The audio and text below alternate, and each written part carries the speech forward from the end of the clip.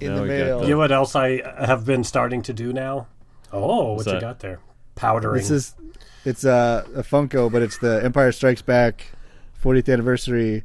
It's Han and Carbonite. Oh, yep. Oh, that's cool. And then love that. And then it's Dagobah Luke. Yeah, Luke with Yoda. And then because I can't stop with the buy now button, it's Leia and Han as he's going to the Carbonite chamber. Yes. Wow, Well, you got to get that it. set. Is there a Chewbacca with 3PO on his back? I think. Well, so Funko do does they a add thing. Shit like that though? That would. Yeah, that's the thing. Is like Funko. Like here's the back, right? So this is what they've got as like the available generalized release. Everyone gets listed off for our listening audience. We're looking at absolutely. Nick's Funkos, by the way. Yeah, so they've got toy. They've got Princess Leia when they arrive on Cloud City. So she's got like the double braid and like the Cloud City gown, right? Mm-hmm. And then there's Skywalker and Yoda when he's training, and then there's Solo and Carbonite, and then there's the dual pack of Han Solo and Leia as he's being taken to the Carbonite chamber. Wow. But what Funko will do is like they have exclusive contracts with like Barnes and Noble, Target, Walmart, and then some other locations like Hot Topic where they will have store specific exclusives. So the Chewie with 3PO on his back all smashed up may exist, but it's probably might be a store exclusive. So you got to kind of hunt it down, or just use Amazon and search. Buy all of them. Or click a button on the internet. Yeah, and you've got a phenomenal Funko collection. Neeko, it's stupid. How many do you think you have? Well, wait, can we guess? Hold on. You think about it. Yeah, well, let me. I can do a mild counting, so you guys take a couple minutes. And so, just by definition, a Funko is I'm basically say 65. Yeah, it's definitely more than that. He's already going. Well, yeah, cover your mouth. We don't want to see. Well, because I'm counting. How many did? Where's the decimal point? How many did? 10,000? 30? And you know how much testing we've done of COVID? It's double that. That's how many Funkos. Yeah, right. So 10. He's still counting, folks. Still counting. You have your guess, Matt? All right, my guess was 102. It's over 300. Holy mackerel! Okay, first of all, before we go on, describe a Funko. What is it exactly? Oh yeah, sure. So, it's a small, probably 5-inch tall figurine. It has a very distinct style. So it's got very small body, but then it's got a big, like a roundish rectangular head and big eyes. So it's like when you went to the carnival and they did caricatures of you and they over exaggerate certain things. So they have big squarish heads and bodies, but where they have made their money is in licensing. So there is,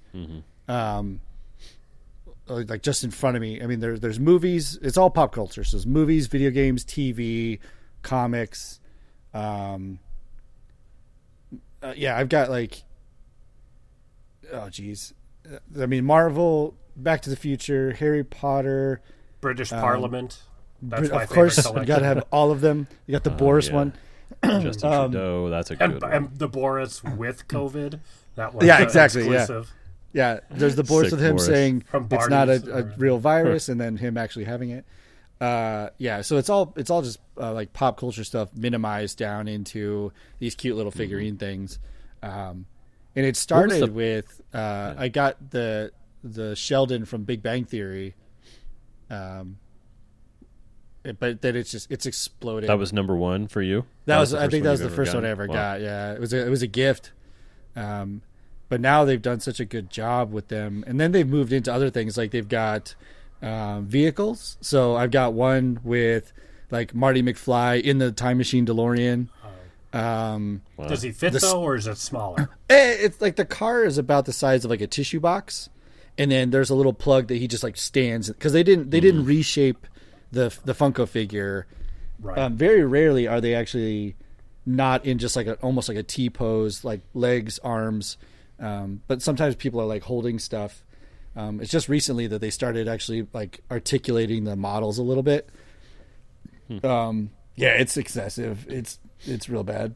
Do you think there's an approximate value associated? I mean, are they valuable?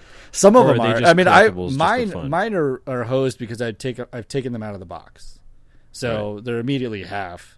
But what have you done with them when they've come out of the box?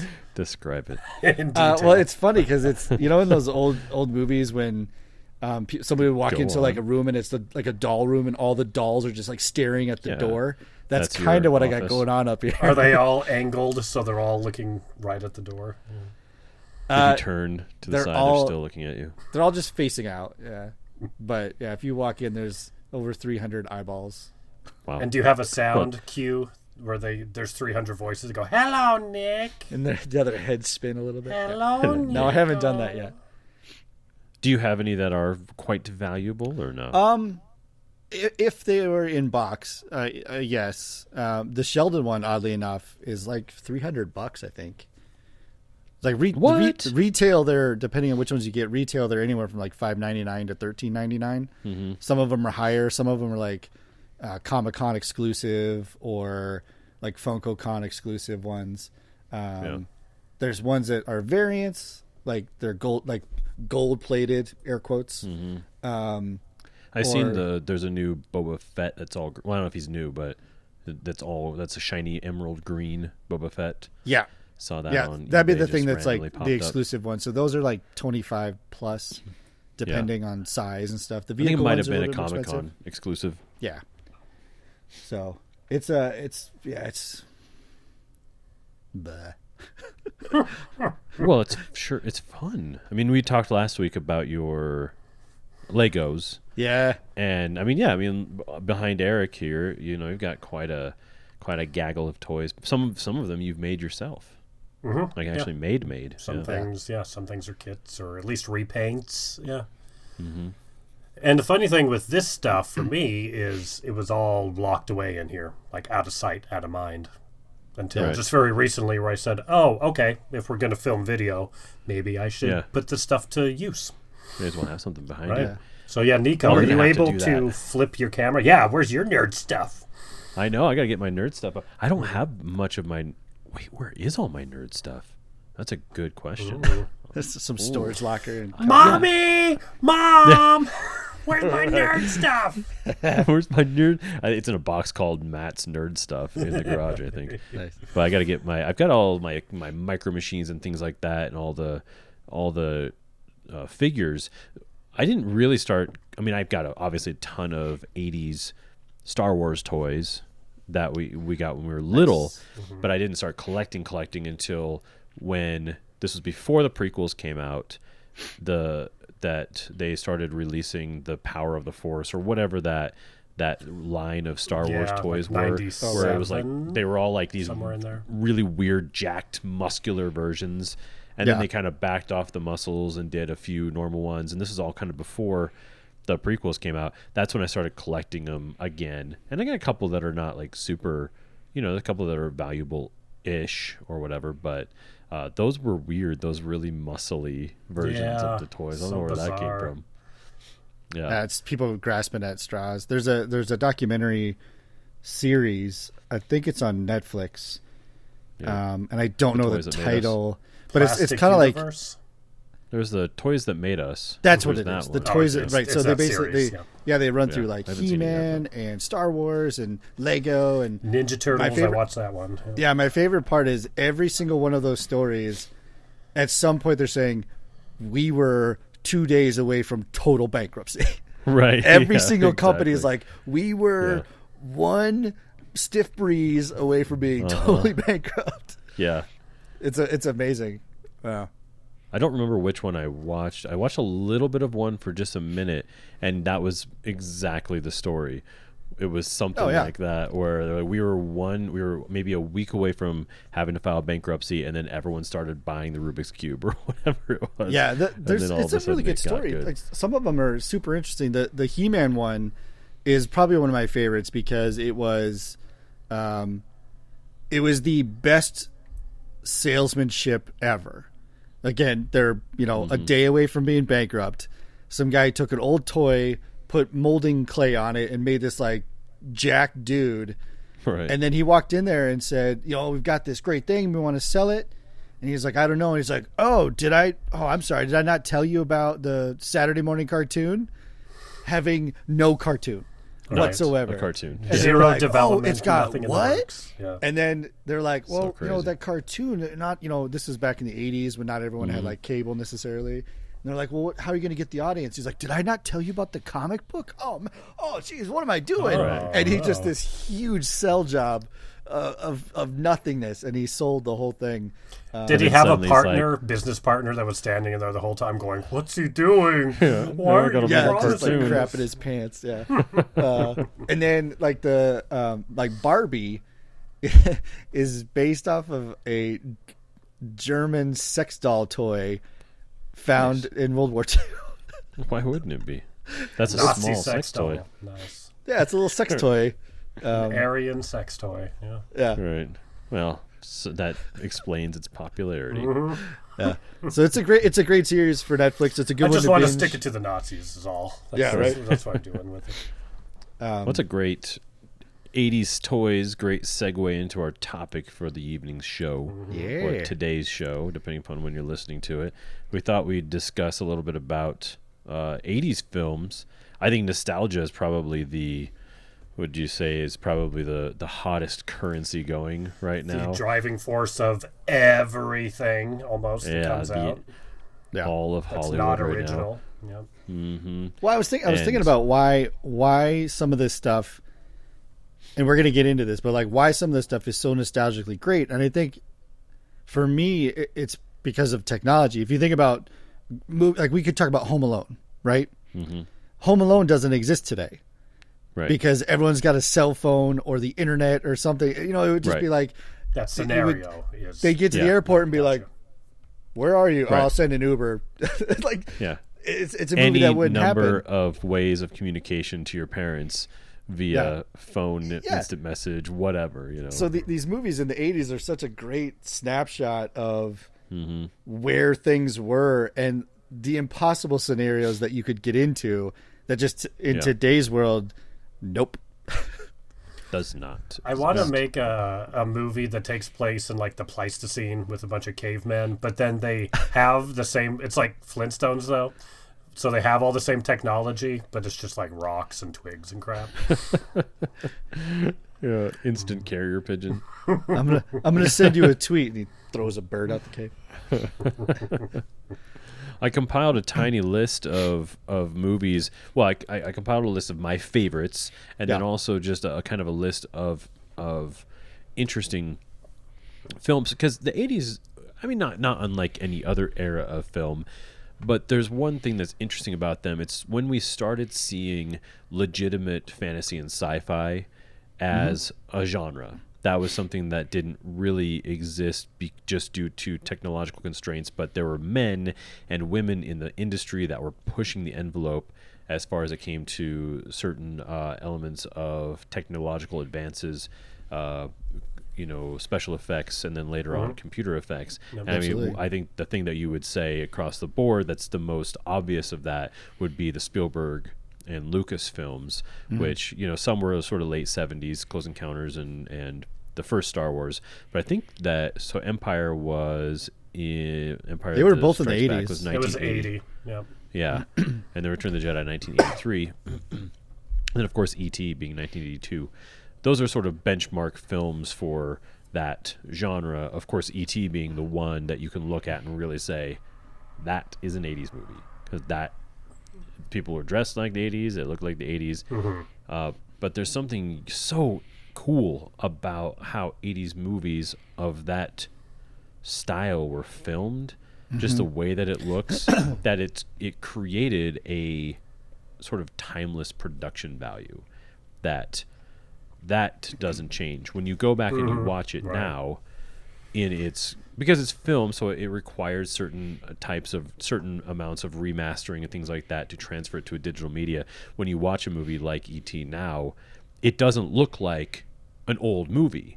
It looks crisp and clean and sharp, and everything back then, nearly everything back then was shot CinemaScope or Panavision or whatever they were using at the time. So you were getting that anamorphic look, the lens flares, that just beautiful widescreen CinemaScope. So it looks like an amazing movie, but it's a time capsule of fashion. It's a time capsule of age, of people like Drew Barrymore and things like that. Oh, yeah. Mm-hmm. That's one of the things I love about 80s movies is that, by and large, they look amazing. They still sound amazing, but they're this cool little time capsule of that time. Right. Well, go ahead. Oh, well, I was going to say... Go ahead, Neeko. All right. Well, so what I was going to say was... What I think, aside from the nostalgia, I think even from like you're saying a technology standpoint, they had things like the way that films were made. So instead of being the theater style where it's a stationary camera and then you have a flat, essentially two-dimensional set, and then actors come in and speak really, really fast and non-human, and then you have these like cuts and transitions and almost like they're waiting for a laugh track that doesn't happen. It's just read my line, I'll read my line, and I will read my line, and I will read my line, cut, and then move on. Like you actually had the camera started to feel more like a third person in the room, that you're in these conversations, not observing conversation. So you think about like Casablanca and stuff like that, where it was you are looking through a outside of a window into this world of things, whereas like E.T. in particular, like you're in their house, you go into the closet, you get different sides of the same kitchen, you get all these different angles, so you're like, oh yeah, this is me walking around omnisciently through this movie. I am part of this movie. It's very intimate. The movie itself is super intimate, and it was, as a kid watching it, roughly the same age as those kids were. Oh, you're mind blown. Yeah. You're like, this could be me. Well, and then because it also started to do. It's really when marketing started to swing into film production as well, because there's a whole story about the Reese's Pieces and why it wasn't M&Ms. That I'm going to screw this story up, but it roughly translated to they needed money, as you do when making a film, and they reached out to the Mars company and they were like, we want to feature your product. And they're like, why would you do that? It wasn't a thing, so they didn't get it. Right. And then they talked to the Reese's Pieces people, and they're like, well, we want to put your stuff in our film. And they're like, okay. It's like, no, we want to like an advertise, like a commercial. We want to pay you for it. And they're like, oh, all right, cool. And then boom, because it's labels on things. While they did show up, they weren't featured. I mean, it's not like the Wayne's World thing where he's like specifically turning the Pepsi can or like flipping the Domino's pizza box up so you can read, and that kind of stuff didn't happen. Yeah. So, and also like not only the product placement, but also then tie-ins with popular music, as opposed to being like orchestral soundtracks. It was like, oh, that's a Cyndi Lauper song, like Goonies. Like they started bringing in pop music to again additional marketing, and I think it's a huge reason why it's so nostalgic in that sense, is that because now there's a more familiarity of like, oh, I can have that Cyndi Lauper song in another way.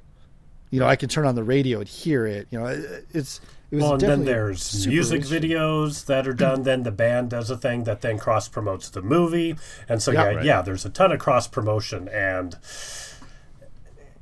we were talking about He-Man earlier, and G.I. Joe, all these things of the 80s at the same time, it's an ad to buy toys. It's an ad to buy product. And so that's the weird thing about that nostalgia, is just that complete capitalistic side of it. But for us growing up in it, we loved it. It was like, oh, this is amazing. And thank you, Ronald Reagan, for deregulating that thing. And now you can sell cartoons to kids. And it made it so that you could subconsciously continue that experience. Like you could go into a grocery store and see Reese's Pieces. You could go get the Speak and Spell or whatever that thing was called that he used to phone home. We were talking about the Goonies. Like you could go buy like the limited edition jacket or whatever. You could. No, was it limited edition? It was the limited. No, what was that? No, you don't. It's got that members only. Members only. Thank you. Yeah, you could go get the members only jacket. So it started tying that stuff in, and it was not that it cheapened or ruined the filmmaking experience at all, but it definitely just helped it sink in and carry on. So, one of the things we're going to talk about with the movies is, do they still stand up? And some of the movies are horrendous, but there's so much nostalgia in there that you can overlook all of it. Right. And say, oh, I got that toy from the Happy Meal when they did whatever. Yeah. It is interesting that there's some, we look at a movie like Star Wars differently. There are definitely some things that don't hold up about any of the Star Wars films, just from maybe a technological standpoint or whatever. But the ones that really don't hold up the same are the ones that were more about the times. Ferris Bueller's Day Off, Risky Business. What's the Fast Times at Ridgemont High? There's certain things about them that are great and that are timeless, but the sound doesn't hold up, and just certain things, just certain elements of the style of acting at the time don't quite hold up. Yeah. If you look at how hysterical, like how truly funny, like Harrison Ford was as Han Solo in some scenes, you're like, this dude's like a really good actor. And there weren't a lot of guys you could say that could be an action hero but also be kind of really funny at the same time. Back then, that wasn't something. Usually for a funny character, it had to be Spicoli, it had to be Ferris Bueller. That was what it was. Yeah, but you could be tough or funny, but not both. Yeah, but not both. Yeah. So Eric, what would be at the top of your list for top favorite 80s movies? Highlander. No. Let's see. That's definitely on the list in a place, but for me, so I've talked to my other friends about this recently, and being the youngest in my family, most specifically, I had a brother that's 10 years older. And so when I'm like, we'll start with the first one that really sets the tone, I think, for my movie tastes and kind of who I became and all my interest in movies and even costuming, is at the age of 6, my dad and my brother thought it would be fine to take me to Aliens in the theater. Yeah. And I can remember glimpses of it. Nothing scary, but I think I had to go to the bathroom a couple times. Which probably irritated my dad. But I was exposed to movies I probably shouldn't have watched at the time. Yet I loved them. I loved Aliens the second after I saw, and we recorded on TV, old, we had our own VHS and we recorded it. And I'm sure we'd missed the first 10 minutes or something. That always happens. But, it's I broke that tape, watching that tape of Aliens from 8 through whatever, high school, till I could buy my own better version. So that actual tape of it. That was one of those. That was the biggie. Star Wars, certainly. I think for me, with the original trilogy, Empire Strikes Back was the most unique because we didn't own that one.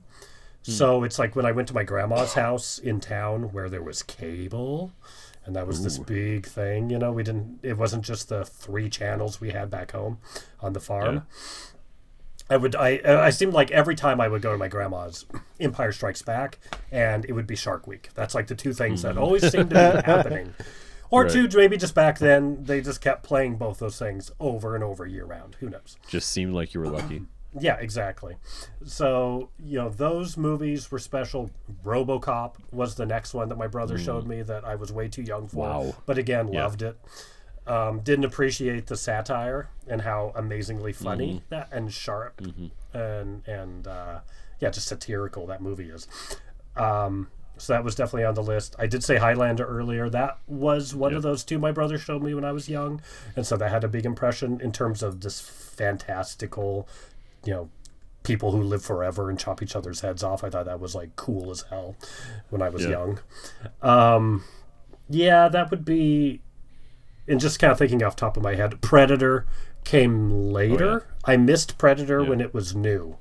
But again, at my grandma's house, I think I was probably like 12 or 13. Again, it was much later. And I caught when he's like falling off the, sliding down and falls into the waterfall. That's the part that I was seeing, and I was like, what's the Schwarzenegger movie? Seems cool. And then I see the Predator that's trying to find him, and he's in the mud. And from that on, I watched that movie, and I was like, this is the best thing ever. Transfixed. I remember I made, I go over to the Molesworth's house. This is fast forward to middle school, and Luke Carruth, and I swear we rented Predator and would get pizza. It had to happen like 5 times that we just rented Predator and watched it over and over again. Right. That's amazing. Yeah. So, yeah, and so technically that was in the 90s. I was loving that movie, but it's an 80s movie. So that's definitely where my love of movie and my love of costume and props and kind of production design all came from. Was kind of those core movies.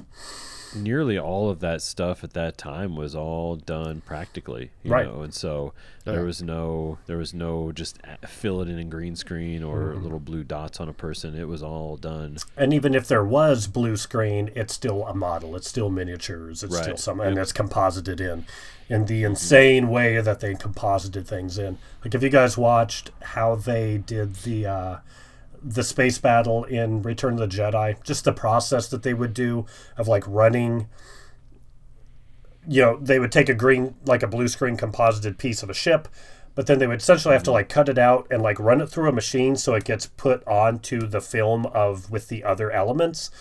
And I've watched this process probably 2 or 3 times, and I fall asleep and I forget every time. I'm like, my brain's just like, I don't know what they're doing. It's magic. It's like the boringest magic to me, but it's magic. Right. It's times 1,000. Yeah. But they actually had to use a camera and actually had to physically film these things flying.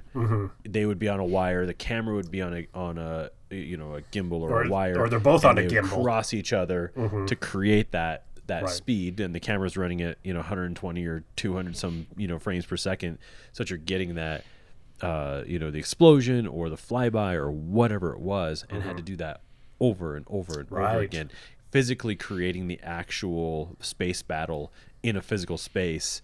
It's bonkers.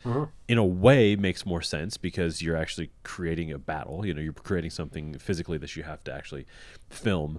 But the science behind it, the physical science behind it's crazy. Oh yeah, those ships flying through the second Death Star. It's like, still, you're just like, how in the world? Like now with computers, you go, okay, no problem, whatever. It still takes a lot of labor, but very doable. Yeah. That's the kind of stuff where I would love to see the really bad versions. Like the beta stuff, where they're like, let's try it like this. And then somebody looks at it and says, you accomplished what I wanted, but it doesn't look good. I need you to tighten it. I need to feel peril. I would love to the constant iterations. It still is like that, but on an obsessive level when it came to especially the original Star Wars films and Indiana Jones and stuff, where these constant iterations of concept art, then to whittling it down to the final product, and then different size of models. So here's the set. We've decided this is what the Kali Temple is going to look like. Now we got to create this model that's 1/16th size, and now let's build one that's like 1/100th size, and now we're going to build the full one. It was crazy how much goes into it. It's still like that now, but when you're talking about every piece of that set had to be built, that's the difference. Now it's just like, okay, so we're shooting 300. What do we really need? Well, it's going to be in a massive studio with all green, but we need the rock. So there's going to be one rock in the center. And that's going to be the piece that we're going to use as the centerpiece of everything. And when it's stylized, it's fine. When you say, okay, it's supposed to look comic booky, it's supposed to look fake, cool, whatever. I don't know what I was going to say. Yeah, Indiana Jones, of course, is also on that list. The first one, while it's probably the best movie. I think the other two, Temple of Doom and Last Crusade, were my favorite, the ones I watched more. Yeah.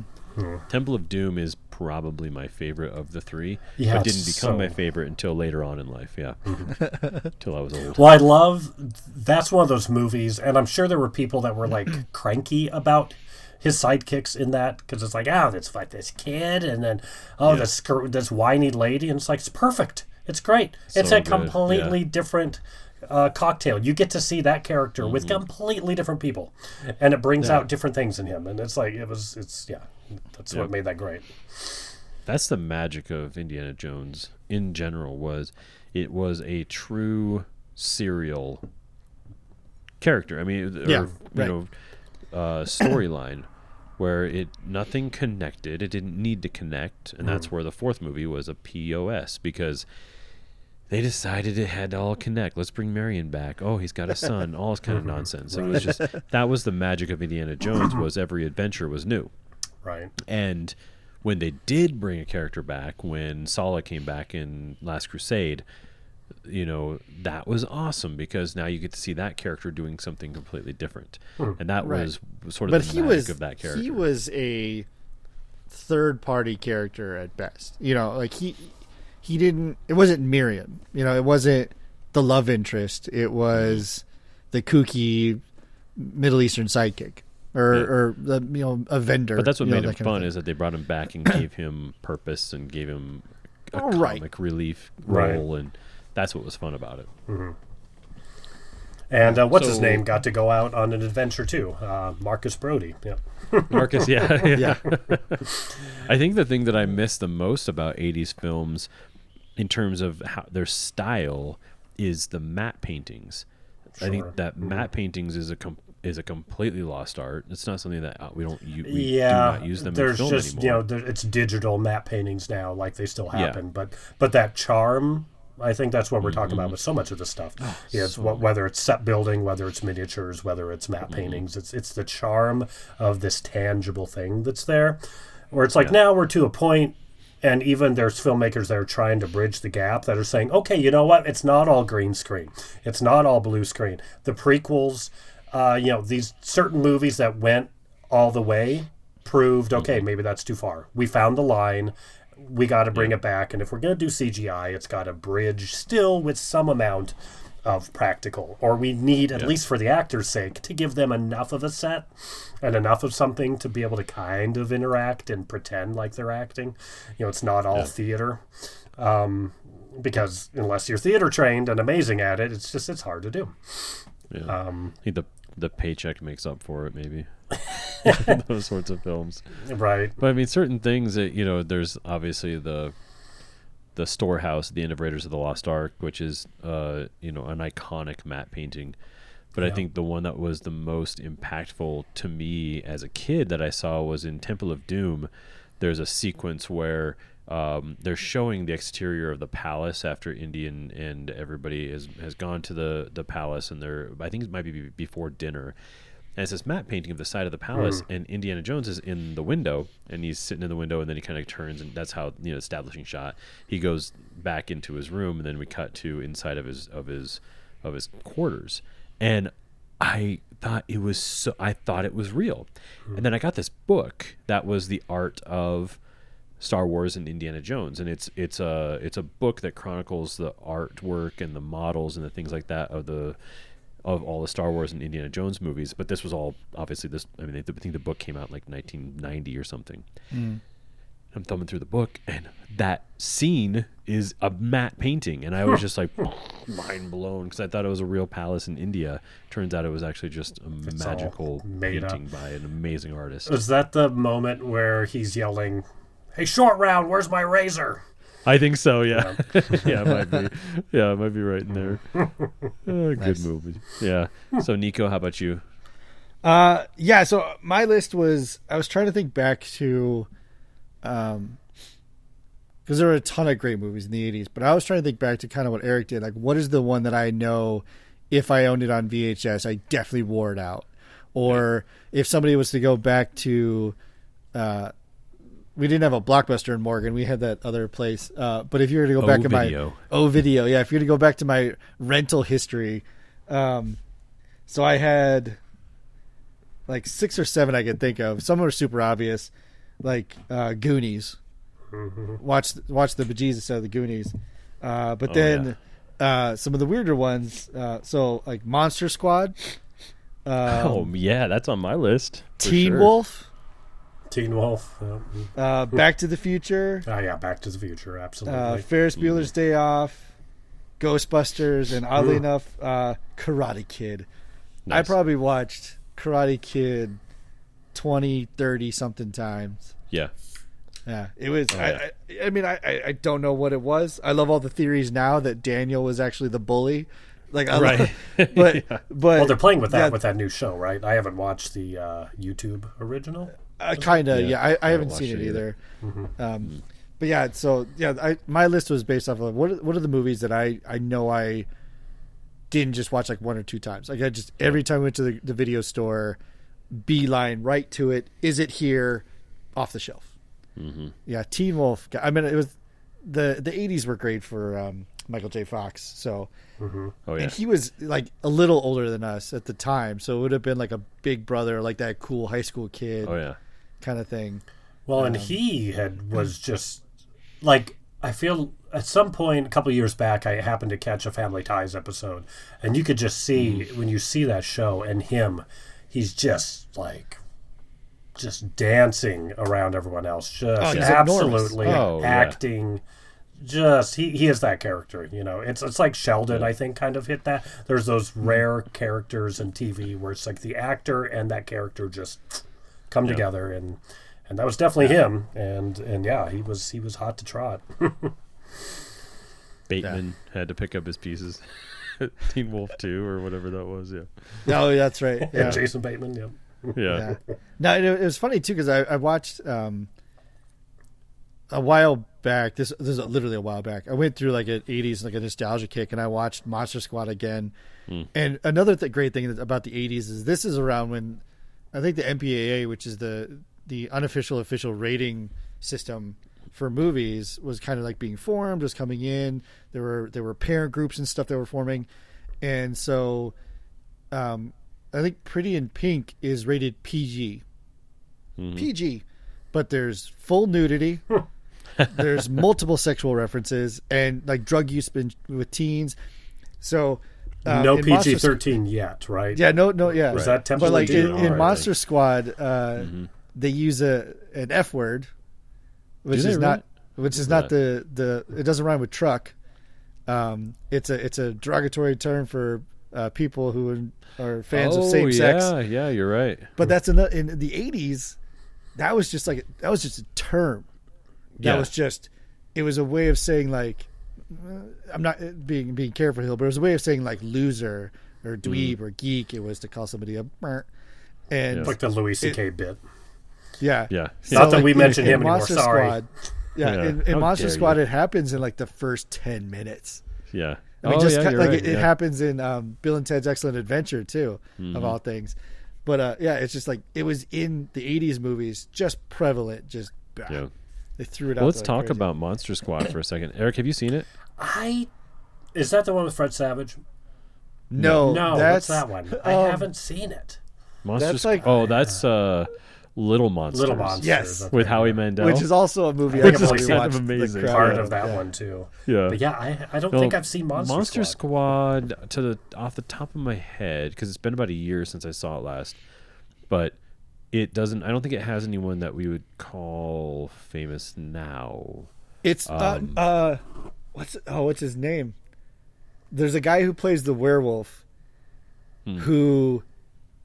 If I showed you a picture of him, you'd be like, I've seen that guy everywhere. He's like Walter Goggins. He's everywhere. He's the that guy in that thing type of character actor. Right. But not kids movie, but a group of kids who kind of stumble upon Dracula's plot to end the world, and it happens. I think it was every 100 years that he can change. He can go through the portal and he can end the world or let the monsters take over the world or whatever it was. Well, yeah. So right, the and Stand By Me is another movie. God, they're all flooding in now.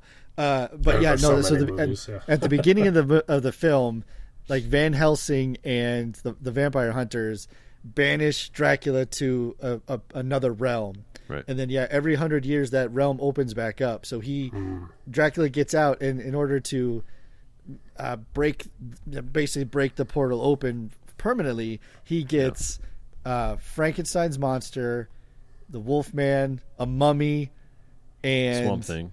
Yeah, and the creature from the Black Lagoon. Yeah. To like convene on this town because there's a gem or something that activates the portal. And they need like a virgin to read this ancient Latin scroll. But it's about this group of kids like Goonies, and I think that's why all these movies really stuck with me, because there's always just a group of like kids getting together. Right. But they have to fight Dracula and all this stuff, and it's got a great line. Like, Wolfman's got nards. Wolfman's got nards. So one of the things about that, though, that's so fantastic is that it's so beautifully written. I'm looking up the name of the writer. Decker? No, what's his name? Because the guy who wrote it also wrote Die Hard. Yeah. I think. Or Lethal Weapon. Wait. No, you're probably right, because he worked with Shane Black. I think they both wrote that new Predator movie. That was a complete wreck, but kind of a fun complete wreck. Decker, I think, was that his name? What's his name? Yeah, Fred Decker. Yeah. No, Fred Decker wrote Shane Black. That's who I'm thinking of. I think it's Shane Black. Shane Black also wrote Die Hard. Sorry, let me redo that. Shane Black wrote Lethal Weapon. And Lethal Weapon 2. And he punched up Predator, I think, on set. Okay, gotcha. Yeah, that makes sense. All the vile one-liners are probably Shane Black, pretty much. Yeah. But when I watched it a year ago, Monster Squad a year ago, I was like, this movie is incredibly written. Like, just the lore, the dialogue, the first act, second act, third act, like epilogue, like it's just perfect. It's dialed in. And I was like, and then so I went back and I checked the writer out, and I was like, wait a second, he wrote Lethal Weapon. So I went and I read, I read Lethal Weapon, the script, because at the time I was writing my first feature, and I was like, I just want to kind of get it under my belt. Like, if a guy can write that and write that, then he's definitely crushing it. But he's got I'll have to look at his. He got himself a little stuck, though. Shane Black has kind of become a little bit one note, I feel. It's a good one note, because he directed, I'm sure he wrote Iron Man 3, which feels like it's Iron Man does Lethal Weapon a little bit. Oh, it was Kiss Kiss Bang Kiss, Bang. Kiss, Bang, that Bang. was the one that I was like, because that is a super underrated Robert Downey Jr. movie. I mean, that was kind of his comeback. Right. As an actor, did not do well. Didn't make any money. But it's a great movie. He and Val Kilmer are fantastic in that. Yeah, he doesn't make hits really, because he made that The Good Guys. Was that the movie with Ryan Gosling? And that was him as well. And his stuff is super. It's Russell Crowe. His stuff is great with 10 years under its belt. Mm-hmm. Who like Shane you Black put or it out. Robert Downey? No, Shane Black. Oh yeah. Like, he does it mediocre success. Let it marinate for 5 to 10 years, and then it's great. Like, anytime The Good Guys is on, I'll almost stop what I'm doing and watch it. The reason for that, though, is because you can't make Lethal Weapon and Lethal Weapon 2, which at the time, there's no person on Earth more famous for a decade than Mel Gibson. Yeah. And those two movies were out of control in terms of popularity. And so you can't make those movies and then those expectations on you as a writer, you can't get out from underneath that. So Kiss Kiss Bang Bang might be his masterpiece. Monster Squad might be his masterpiece. But he's not going to get the same look because he wrote such popular films. Right. Well, especially, again, talking about a marrying of a character with an actor. And, Lethal Weapon, those movies for Mel Gibson, it was just like, boom, perfect. The charisma. Well, even, they just and Danny Glover, too. Yeah, and Danny Glover. From Lethal Weapon until Braveheart, you couldn't have been a more famous person. And I think that he was the most the highest paid actor of all time Probably. at that point, and it was just stuff like it was just out of control. And so when he went off the deep end, up until that point, there was no one more famous than him. Mm-hmm. Yeah. It's and crazy. then who would have guessed this guy had a screw loose? Boy, right, right. I mean, I looked at the movies he directed. It's not like they were crazy or violent or anything. It's weird. There's nothing that you can do.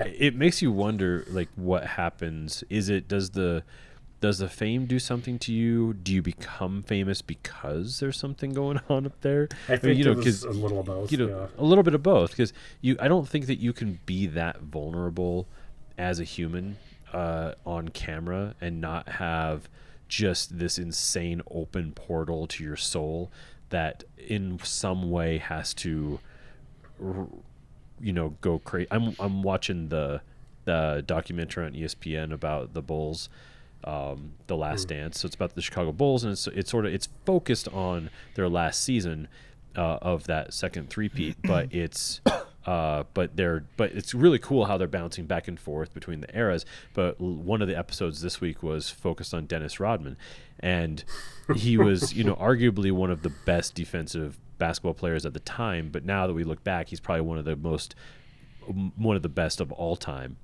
But his level of good kind of necessitated this like bonkers side of him that he had to get out and release. Mm-hmm. But at the same time, Michael Jordan didn't have that. He's like the best basketball player of all time. Mm-hmm. He didn't have that portal to the crazy. Like his version of crazy was sheer and total dedication to the game and never wavering from that. So I guess there's two versions of Michael Jordan, aside from gambling, maybe. There's nothing going on there. Yeah, exactly. He's like Wayne Gretzky. But I mean, his gambling is. I'm not trying to justify it, especially because of the industry I work in. I'm just saying when you get to a certain point of the amount of money that he had at the time, and how his endorsements, he every month if he was living paycheck to paycheck, whatever. His paychecks were something like $50,000 a week or something ridiculous, So at some point, betting $200,000 on a World Series or whatever, like it's not even a thing.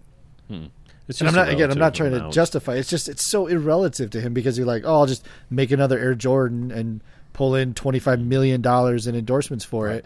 So $200,000 out of that. Well, I see how it works. The more you make, the more you spend, and that's just what happens. Yeah. But anyway, so my list was sort of from a slightly different perspective because I don't remember a whole lot about being little. I don't remember a whole ton about what movies were impactful on me younger, but I know now what movies are the most impactful on me kind of now, and I don't know when it all happened. But I can tell you the first movie I ever saw in the theater that I remember was Ghostbusters. And so that's definitely number one on the list regardless of 80s so movies. at 4, you have a... Yeah. Well, because I was born in 79, it came out summer of 84. So I was creeping up on 5. I remember, because I just remember being terrified of the ghost at the beginning, when the nice lady ghost turns into the librarian ghost. That was terrifying. It was at the movie theater in Estes Park, that creepy old theater in Estes Park. Nice. So that's number one on the list. But it just stands up. I mean, it really does. Oh yeah. Music, sound effects, special effects, all that stuff. Because the special effects were so practically done, nothing about them is weird. It was all done in a way that looks like it belongs. Looks real. Yeah. But Well, even crazy. the well, I don't know what you would call it, but like the black smoke forming above the building, like that standard. The dark cloud where it's a piece of plexi. And they film it upside down. That kind of stuff. It's like even that. You're like, I know that is not. It's an effect. It's somebody built that and shot that and but it still is like that's really good. That's really really well done. And I think something too that I was going to say way back, something about that era is it's right before they started getting into this new technologies where it's like they were using stuff that had been tested for decades. And so by the time they're doing this stuff, they know what they're doing. It's not like CGI where it's like, oh, we can do this. Let's be bombastic. Oops, too far. And then it just ages immediately. Like all this stuff was so tested. And they were careful. Yeah, like stop motion ages, but there's still like a charm to it. But stop motion would probably be the one thing that maybe ages a little rougher. But it works though for that. Yeah, it really works. Mm-hmm. Oh, and that movie, because they didn't go the route of like Tron, which is 100% technology dependent, and they're just guessing at what computers look like. They're just giving it a shot, and there's the famous line in Back to the Future. What's a gigawatt? Like exactly, what is a gigawatt? That's not how you say that. That's not. It's a GIF. It's a GIF, not a GIF. Gigawatt? It's a gigawatt. You savages. Well, now that makes perfect sense. But back then, no one was using giga. That was, Yeah, it was an inconceivable number. And so even in like Tron, if you go back and you try to marry what they're talking about with computer technology, it's not too bad. They did a pretty good. There's a couple things that don't necessarily translate, kind of like how in the Matrix, not everything necessarily translates to the digital VR space, but they did a pretty good job considering what computers were like when that movie was made. And like even the great scene in that movie is when he gets decomposed, and then they shoot him through like just the pink and blue 3-dimensional computer generated lines and circuit boards, and it's like it's bad, but it's so good because it's at the time computers and that kind of thing were such an unconceived space that I'd imagine our experience with that visual was like the first time they did like the oil bubbles in like the 60s and the 70s to represent space. They got the thick oil, the colored oils, and they're bubbling it, and that's what space was. And it's like, oh my God. Or like watching like an old one like Barbarella, where the opening credits are supposed to be her floating in space, changing because it's the 70s, so she gets naked.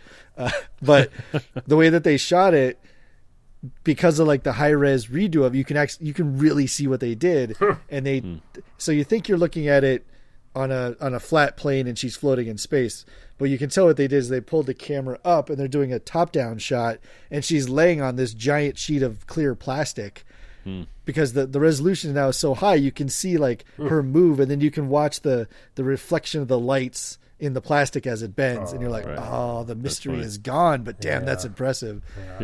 So like you watch that, and then you watch something like Gravity with Sandra Bullock, and it's like, because it both had the very, very similar scene of somebody rotating in 3D space, but just how they did that then versus now. And anyway, that was a weird tangent, but that is interesting though. What difference? It's not that film was film obviously is a negative of whatever the lens is capturing. So whatever the light going through that lens is getting, you're getting it. And it was dependent upon the sharpness of the lens and sort of the composition and how close and how is the focus and all that kind of stuff. But film, by all intents and purposes, is going to create a slightly softer image in terms of a little bit less resolution than you're getting from today's 8K, 6K, even 4K sensors. So you could get away with a little bit more and fudging that. And it's I know when so the Met started doing I think it would have just been HD at the time, but they started doing film or video like live streams of their operas on Saturdays to certain movie theaters. And so you could go and you could start doing this. And the thing that the Met realized very quickly was that opera is not suited to high definition cameras because it's theater, and because they're using the costumes, the costumes that are 100 years old plus in some cases, because they've been using the same costumes for generations. Yeah, they realize it looks terrible. Well, and also, HD. So right around I can't remember when they did that, but probably right around that time, I actually took a tour and kind of got not a job offer to work properly, but I kind of got an offer. The timing was wrong. Anyways, really, I took a tour and they were talking about this exact thing, and so the thing with the Met is everything. The audience is so far away that it doesn't need the detail. Right, so it's like they have to create things. I mean, they're using stock for as much as they can for the chorus. You have 80 people as the chorus, and you're probably every time building from scratch for your stars, your leads, your main characters. But where they could cut corners was the details, was on the headdress, the big, Egyptian headdress. You don't need that cobra to have all these little details. Then they do HD and they go, oh boy, now not only do we have to have it play, yards and yards away for people in the back row, up in the mezzanine, up in the third balcony. Now it's got to play for an HD camera as well, and so it's double the work, it's double the stress on an already very stressful, production. Give any production. Yeah. So you were gonna you could have possibly worked at the Met, huh? Well, I got a call back, but it was just for like a little bit of summer help, and I was already contracted with Colorado Shakespeare, so I was like, I can't do it then. And two, I kind of knew it was one of those things that it would have been great to do, but I think it would have been in stress balls. Yeah, stress balls, just a little more than I'm strung for. So yeah. So I'm okay that it didn't happen. It was. Kind of like your SNL experience. Was it stressful working for me? It that wasn't. Weekly show. If I was one of the assistant designers, that would be stressful because for the interns you're just doing returns mostly, and here and there because I had artistic ability, they would let me do little things that skirted around what you can do being non-union. Which is pretty minimal, but they would throw me little things here and there, which was nice. But the job itself was, as an intern, nothing. And they made sure that that's what it was. That it's like, oh, if you fail, you just didn't return some stuff to Macy's. That's all that's at stake. You didn't screw up a sketch, Because that show is, you got 3 days to put that whole thing together, pretty much. I think Wednesday night they're doing the read through, and then Thursday. Thursday, Friday, and Saturday is pedal the metal, and they're changing sketches. Not to go on a long tangent, but there'll always be young writers that'll kind of have the crutch of, oh, I've got this sketch. What's the sketch? It's a lamp that's talking to a sofa, or something like that. So then they get the guy, Bob Flanagan or whoever is doing, like someone who worked at the Muppets years ago, and these people bang out this amazing stuff. They get it, a day before, we cut that sketch, but now there's this other sketch that's got some other stupid thing. The letter T is going to, talk to a Muppet, whatever it is. And so then, they scramble, and now they're making that stuff. It's crazy. And so the amount it takes a very special person to be able to do well, to thrive there. It's just to be able to bonkers. Live in it. Yeah. And that's what so much of the arts and people working in film and all of this. It's we expect the highest standard and we need it yesterday.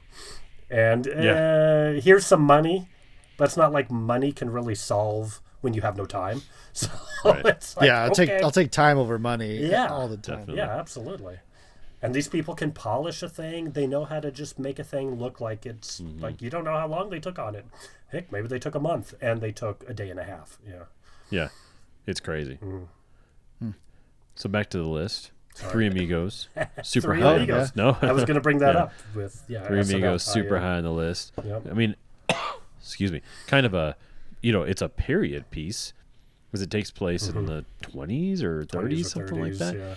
The old MGM days, and but it's incredibly funny. Like, it's just timed perfectly. It's Steve Martin and Martin Short and Chevy Chase at their best, like at their top of their game. I think it's like a Ghostbusters companion piece of just these sure. comedians and these characters, just like lightning in a bottle. Yep. No, definitely, it's amazing. Temple of Doom was on my was on my top list. Goonies, of course. I mean, they're talk about a movie that holds up still. I mean, as far as just storyline, script, dialogue, all the things, it's amazing. And Monster Squad was actually on the list, and then Princess Bride was one that we haven't talked about yet. The Princess Bride was 1987. Okay. But so again, not really. It's funny because I'm looking at my list now, and like I guess Goonies, Monster Squad, and Ghostbusters would technically be, you know, time period. They take place in the 80s. Yep. Ghostbusters kind of, because it is still sort of a genre film, but you know, Princess Bride is interesting because it does both. It's got the video game at the beginning, and so you kind of see like, oh, this is what video games looked like at that time and stuff, and I know that at the time that was probably used to show the opposition between that and then the fantasy world, you know. So here's who needs stories when I have video games? Yeah, exactly. But Princess Bride is an amazing movie. I mean, talk about sets for that film. I mean, the sets were amazing. Oh yeah. You know, the actors, of course, were just incredible. It's interesting though to see actors like Cary Elwes, who just brilliant at the time and amazing and were great in everything that they did. And you wonder, like, well, where'd they go in terms of, you know, Val Kilmer was kind of like that too, you know, where like even though he did these amazing movies for a lot of years, there was sort of this time period where he kind of disappeared, and you don't really know what happened to him. This miraculous talent of a person. Yeah. Did he get his like real estate license or something?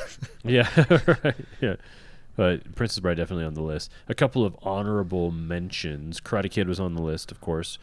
You know, Empire, Jedi, Raiders, all those, of course. Labyrinth. Are we about to talk about some Bowie junk? Yeah, love that. And Jennifer Connelly kind of, well, I think it might have been her first film. And one that I kind of forgot about was Flight of the Navigator. Do you guys remember that? It's right. Yeah. I can see it. It's right there. Oh, you got it? Yeah. Oh, yeah. I did that too. I went on a. This is when I just moved to Vegas, so like 2000.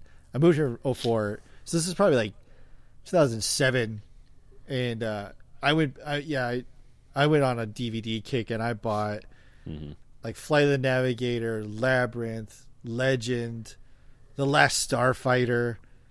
Nice. Yeah, like Back to the Future, Teen Wolves, Ghostbusters. I bought all those childhood ones in like one hot stint, and then we had like a blizzard or something, and I think I just like stayed in, which was rare for Vegas, but I stayed in and watched them all. How much accumulation of snow was your blizzard? Yeah. Well, for us it was like we actually had one that shut the city down. It was probably like 4 inches, but it all came in like 2 hours. Oh, just and we had zero snow. Yeah, we have zero snow removal. Yeah, dude, that's got to be crazy. 4 inches suddenly in Vegas is just I have photos like on my old PC. It's on my Facebook way back. But yeah, even the trees just folded over with like 2 inches of standing snow on it. The roads just like flat covered, like up to basically the curb, so that you can't see what the sidewalks are. It was nuts. Amazing. It was a big deal. How long did it take though to melt? Like, how warm was the earth still? It took a couple. I think it was like it happened on like a Friday. They sent us all home at like 1:00, and I think about like Sunday afternoon, we were like, "Are we gonna have to go to work tomorrow?" And they're like, "Yeah, you have to go to work tomorrow." Crap. Well, it's an interesting thing that you don't think about in places like that. Because for one, you said no snow removal. Obviously, you've got no infrastructure for that. So what are you going to do? But the other thing that's interesting, because we experienced this in Los Angeles, is that because the weather is always perfect and is always the same, when it rained heavily, people would go home or people would stay home because the conditions of the roads. Because there's nothing that cleans the roads off. There's no weather. There's no nothing. When it dumps all that rain on, the roads become incredibly slick. Yep, same here. And then combine that with everybody never ever changing their tires because you don't have to. They've got bald tires meet slick roads, and then everyone dies. And nobody knows to drive differently either. Well, no one knows how to drive in rain. Yeah, absolutely. Yeah. No inclement weather whatsoever. So I laugh because it is hilarious, but it's actually real. People don't know how to do it. That was the thing. And like there's no infrastructure for it. They told us it didn't start snowing until probably 2:30. But they at 1:00 they could see it coming because Vegas is in a valley, so we saw it cresting in from California. Meteorologists were letting everyone know, and at 1:00 they said it's not bad, it's going to be. Just go home for your own safety, kind of thing. And then was there a lot of the weathermen going? Now, if I was a betting man, did they do a lot probably. of that? They're being all super smarmy and dumb, But you could definitely see it. The people, when the weather came, the solution was definitely drive faster. Drive faster and more reckless because I know what I'm doing. You clearly don't, blah, blah, blah. So you could see when they started to form lines in the road from driving, there was never two sets of parallel lines. There's always one decent set of lines and then just like drunken nonsense. Yeah, just as somebody was everywhere. Like swerving and stepping on the gas and spinning out. And it was insane. It was nuts. I'm glad they let us go home because it was, you could hear it too because it was a fun fact about snow and its sound deadening effect is that's why it's always so peaceful and calm when it snows is because the air traps all the sound. So anything that's above the snow is super, super loud. But you could hear people over accelerating, slamming their brakes, skidding, sliding, running into stuff. It was the weirdest thing ever because you could hear the mayhem. You just want to go home because you know the mayhem is coming. Because you can't trust anyone. Yeah. Oh yeah. And then there's so many people that are like, "Oh, you're from Colorado, you're good." It's like, yeah, that's why I'm going home. That's exactly what I mean. I don't trust any of you people. It's something that's always funny with me as I feel on Facebook whenever there's weather, and it's whether it's people from Colorado or who knows what walk of life that I'm friends with, and whenever there's bad weather, they're always like, "Man, these people are idiots. They don't know how to drive in this stuff," and I always have to stop and say, now, where do you sit on that? Are you cautious or are you crazy? The perspective of that is like, do you think people who drive slowly and carefully are idiots? Or do you think people that drive quickly are idiots? Because who knows, like, where you're coming from, guy. That's true. That's a perspective argument for sure. But it's always we're always in our own little mini echo chamber, and we're always assuming that we're right, everyone else is wrong, and I'm the best driver, and especially that everyone gets exactly where you're coming from when you make a blanket statement like that. Something, and speaking of weather real quickly, Boston 2015 I think it was like our snowpocalypse, and talk about not having an infrastructure. So Boston gets nor'easters, we get blizzards, so we're used to that. But that year we got, from starting the very end of January to pretty much just through the month of February, we had 4 blizzards in a row. Like it was like every weekend or something, or every like middle of the week. Wow. Week after week, 4 blizzards, boom, boom, boom. And they were all like a foot plus. And we had snow till the very last trace of snow, I think, left in, I want to say June. And they got to the point where they were just trying to find farms to dump snow, and they just started dumping dirty snow in the Charles River because they were like, we're out of options. It's got to go somewhere. Where do we do with it? That blizzard storm, that series of storms in 2015, I was actually in Boston for something, and I was interviewing for a new job, and I was staying with Fred, who lives up in Newburyport, Amesbury type area, which is north of Boston. Yeah, North Shore. It's about an hour and some change north. And so we were at an event, and it was right by Boston Garden. So I interviewed in the Northtown area, and then walked up by the Garden, and then had a social event there. And people are saying like, "Oh man, so you ready to spend a couple days in Boston?" Like, "No, my flight's tomorrow." And they're like, "Yeah, okay, sure it is." Like, no, it's like it'll be fine. Was this before the first one, or had this was this was before I got lucky. This was before the first one. Okay. And so we went back up to Amesbury, and woke up the next morning, and I'm starting to pack, and Fred's like, "So what do you think you're doing right now?" It's like, "Oh, we'll just go to the airport." He's like, no. It's like, I need you to throw on a couple of coats. We got to dig out. And I look outside, and there was like 8 inches of snow.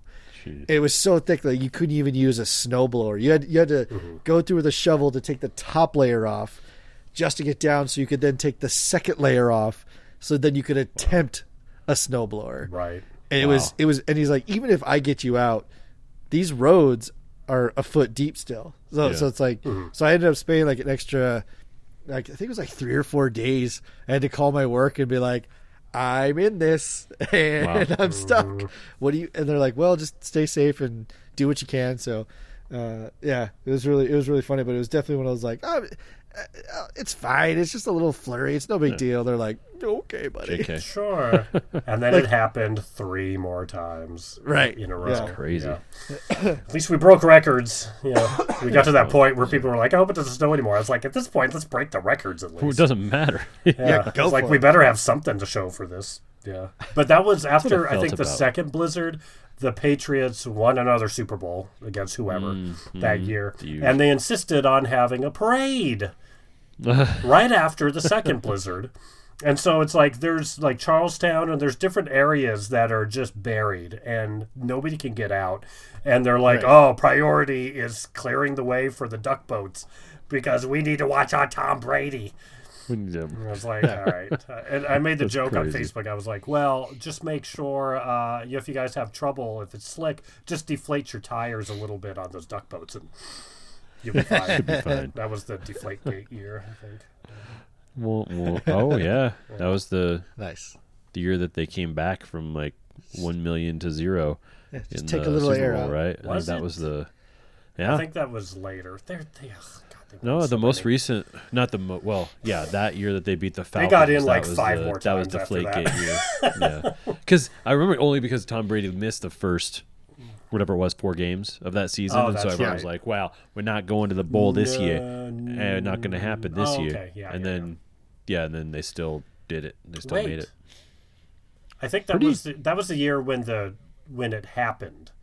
When they beat the Colts and it was that game. I think that's the year they won the Super Bowl. And then was it? And then he was suspended the next season. And then they probably won that next season. They just kept winning and it was so annoying. Once again, but no we are more. the Smoking Hot Nerds, not the Smoking Hot Football Talkers. Yeah. So another one on the list that I didn't mention was where did my list go? That was interesting. Little Mermaid. So we're talking Disney movies. That was 1989, which is interesting because for a Disney animated movie at that point in time to come out in 1989, they had to start probably working on that movie somewhere in the 60s because it took a long time to make these movies. You know, it's like, I mean, for I think a 1989 movie, they probably had to start making it, like start actually conceiving it, in 85, 86, something like that. Right. You know? Like, yeah, they probably had like a 4 or 5 year turnaround. Yeah.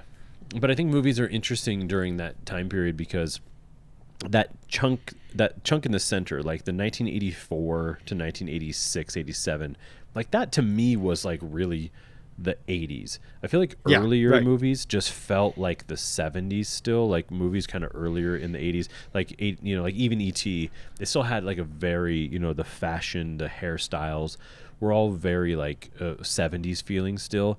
And then when you got to like the later 90s, when you're closing in on like 1990, or so the later 80s, when you're creeping in on like 1990, you're kind of already looking to the new millennia. Like we were already sort of like going, all right, we're at the end of the 20th century, like we're going to the 21st century. So it's interesting because I feel like your real 80s movies, your real 80s feel was in that like mid to late 80s sort of like era.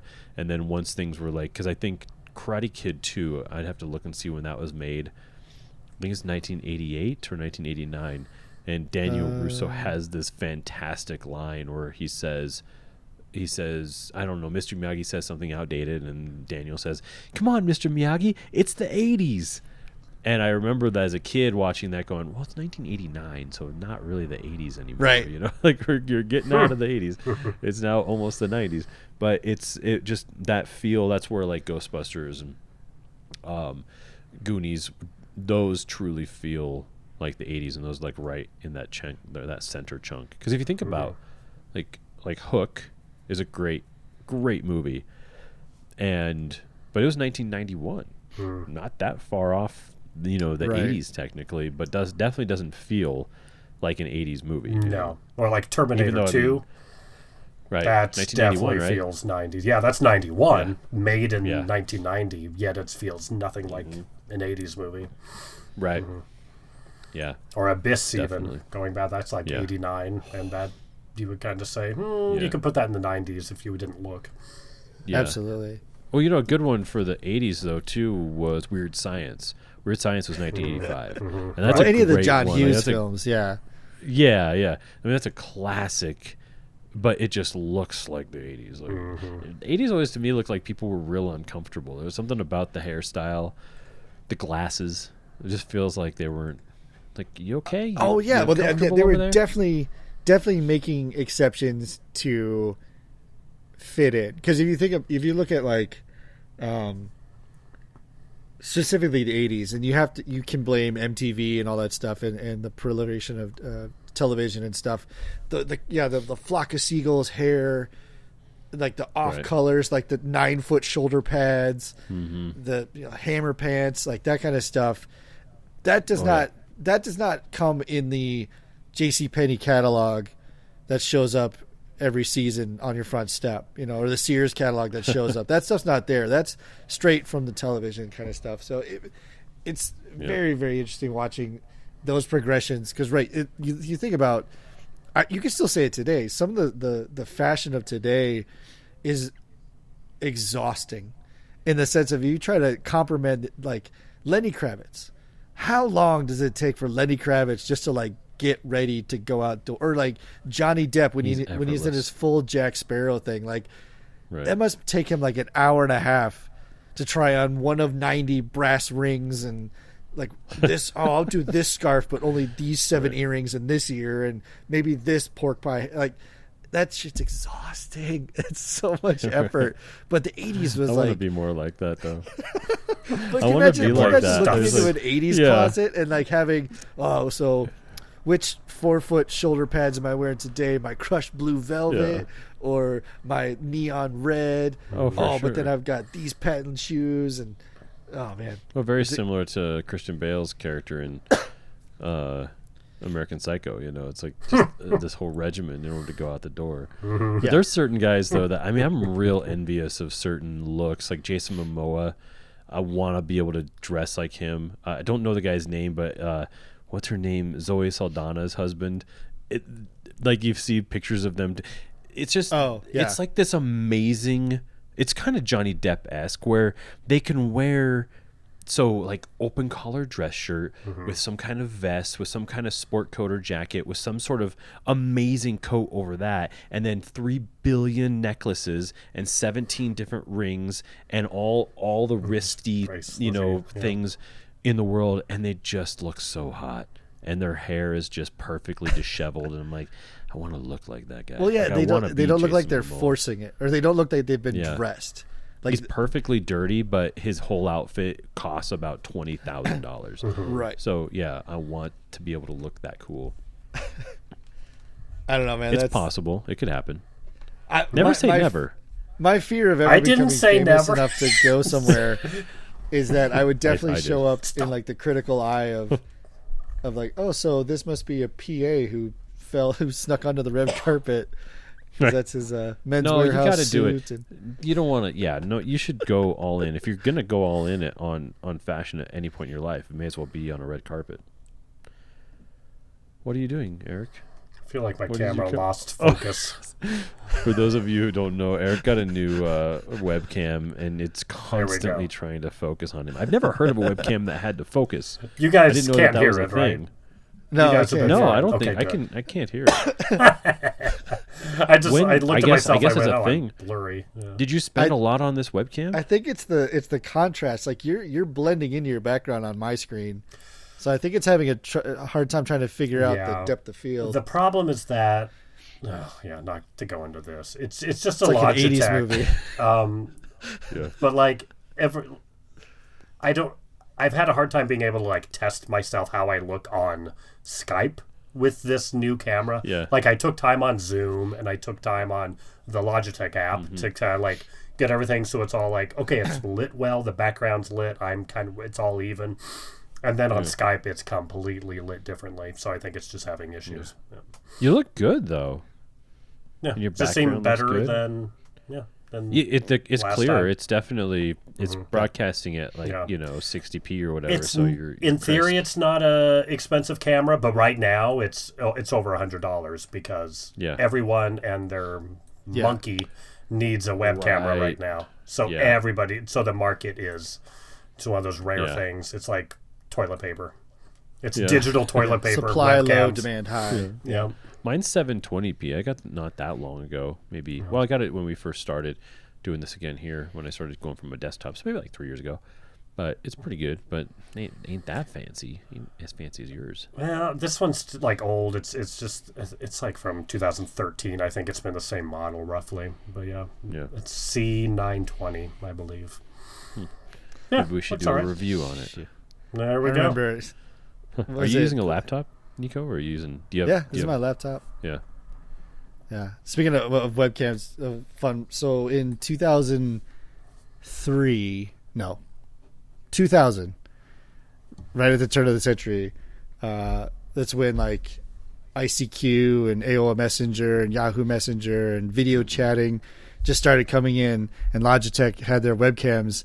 I remember they had the big, it was about the size of a pool ball, a cue ball, and then like the big triangle base that would sit on your giant monitor, and it broadcast like a 120 by 80 square of the grainiest film, like the greatest footage of all time.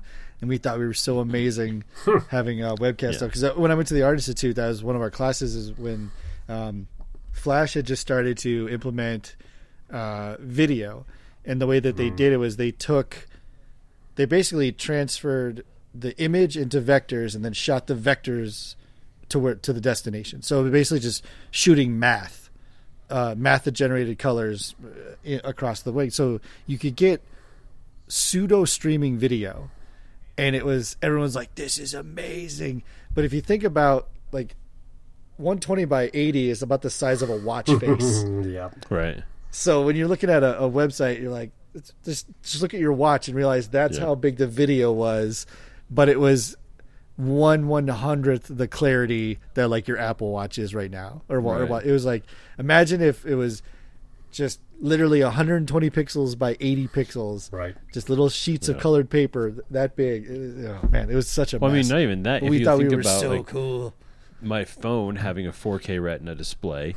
Thinking about that, so that means that that would be this little corner. Like that's how big it would be if it was transmitted in the proper amount. Like that's crazy. Yeah, it's about the size of an icon, of an app icon, right, in your phone.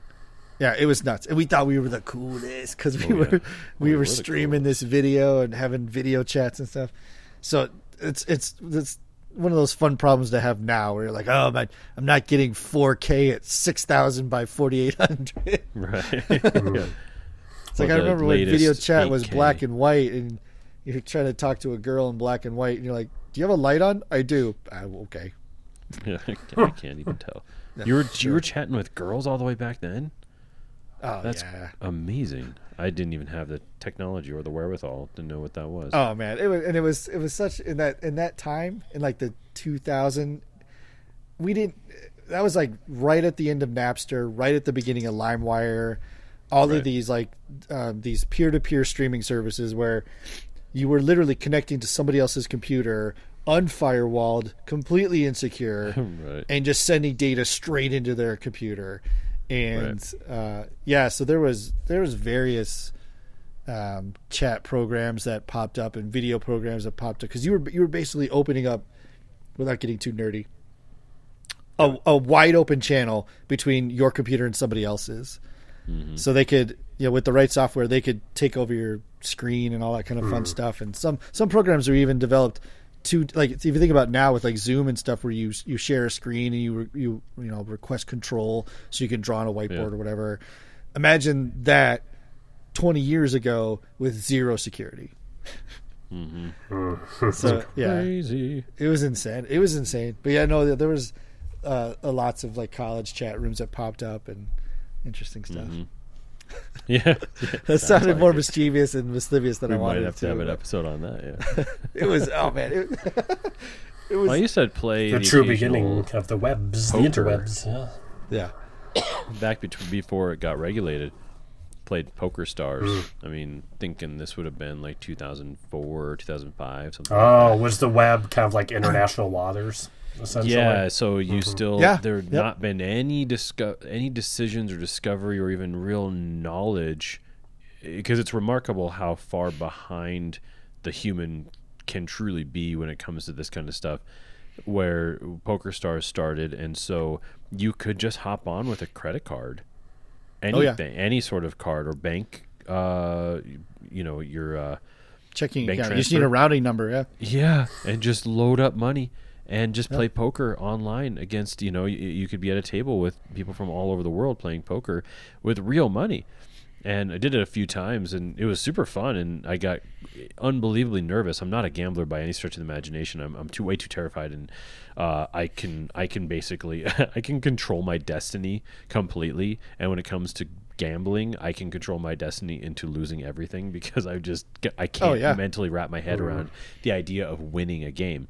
So I would play poker every now and then, but I would win, and so but then I started winning, so I stopped, because I knew that it was going to become a problem if I continued to play. And I was broke back then, so I was literally using a credit card. So, and it was just not a good 20% interest on top. Yeah, exactly. So once I was ahead, I stopped and never returned. But then of course, government entities, et cetera, gatekeepers all sorted, because I think Poker Stars back then but they were taking like 20% or something bonkers, like so. They had in one day they were making millions of dollars. Yeah, they had servers in unregulated nations, so that's how they got around all of it.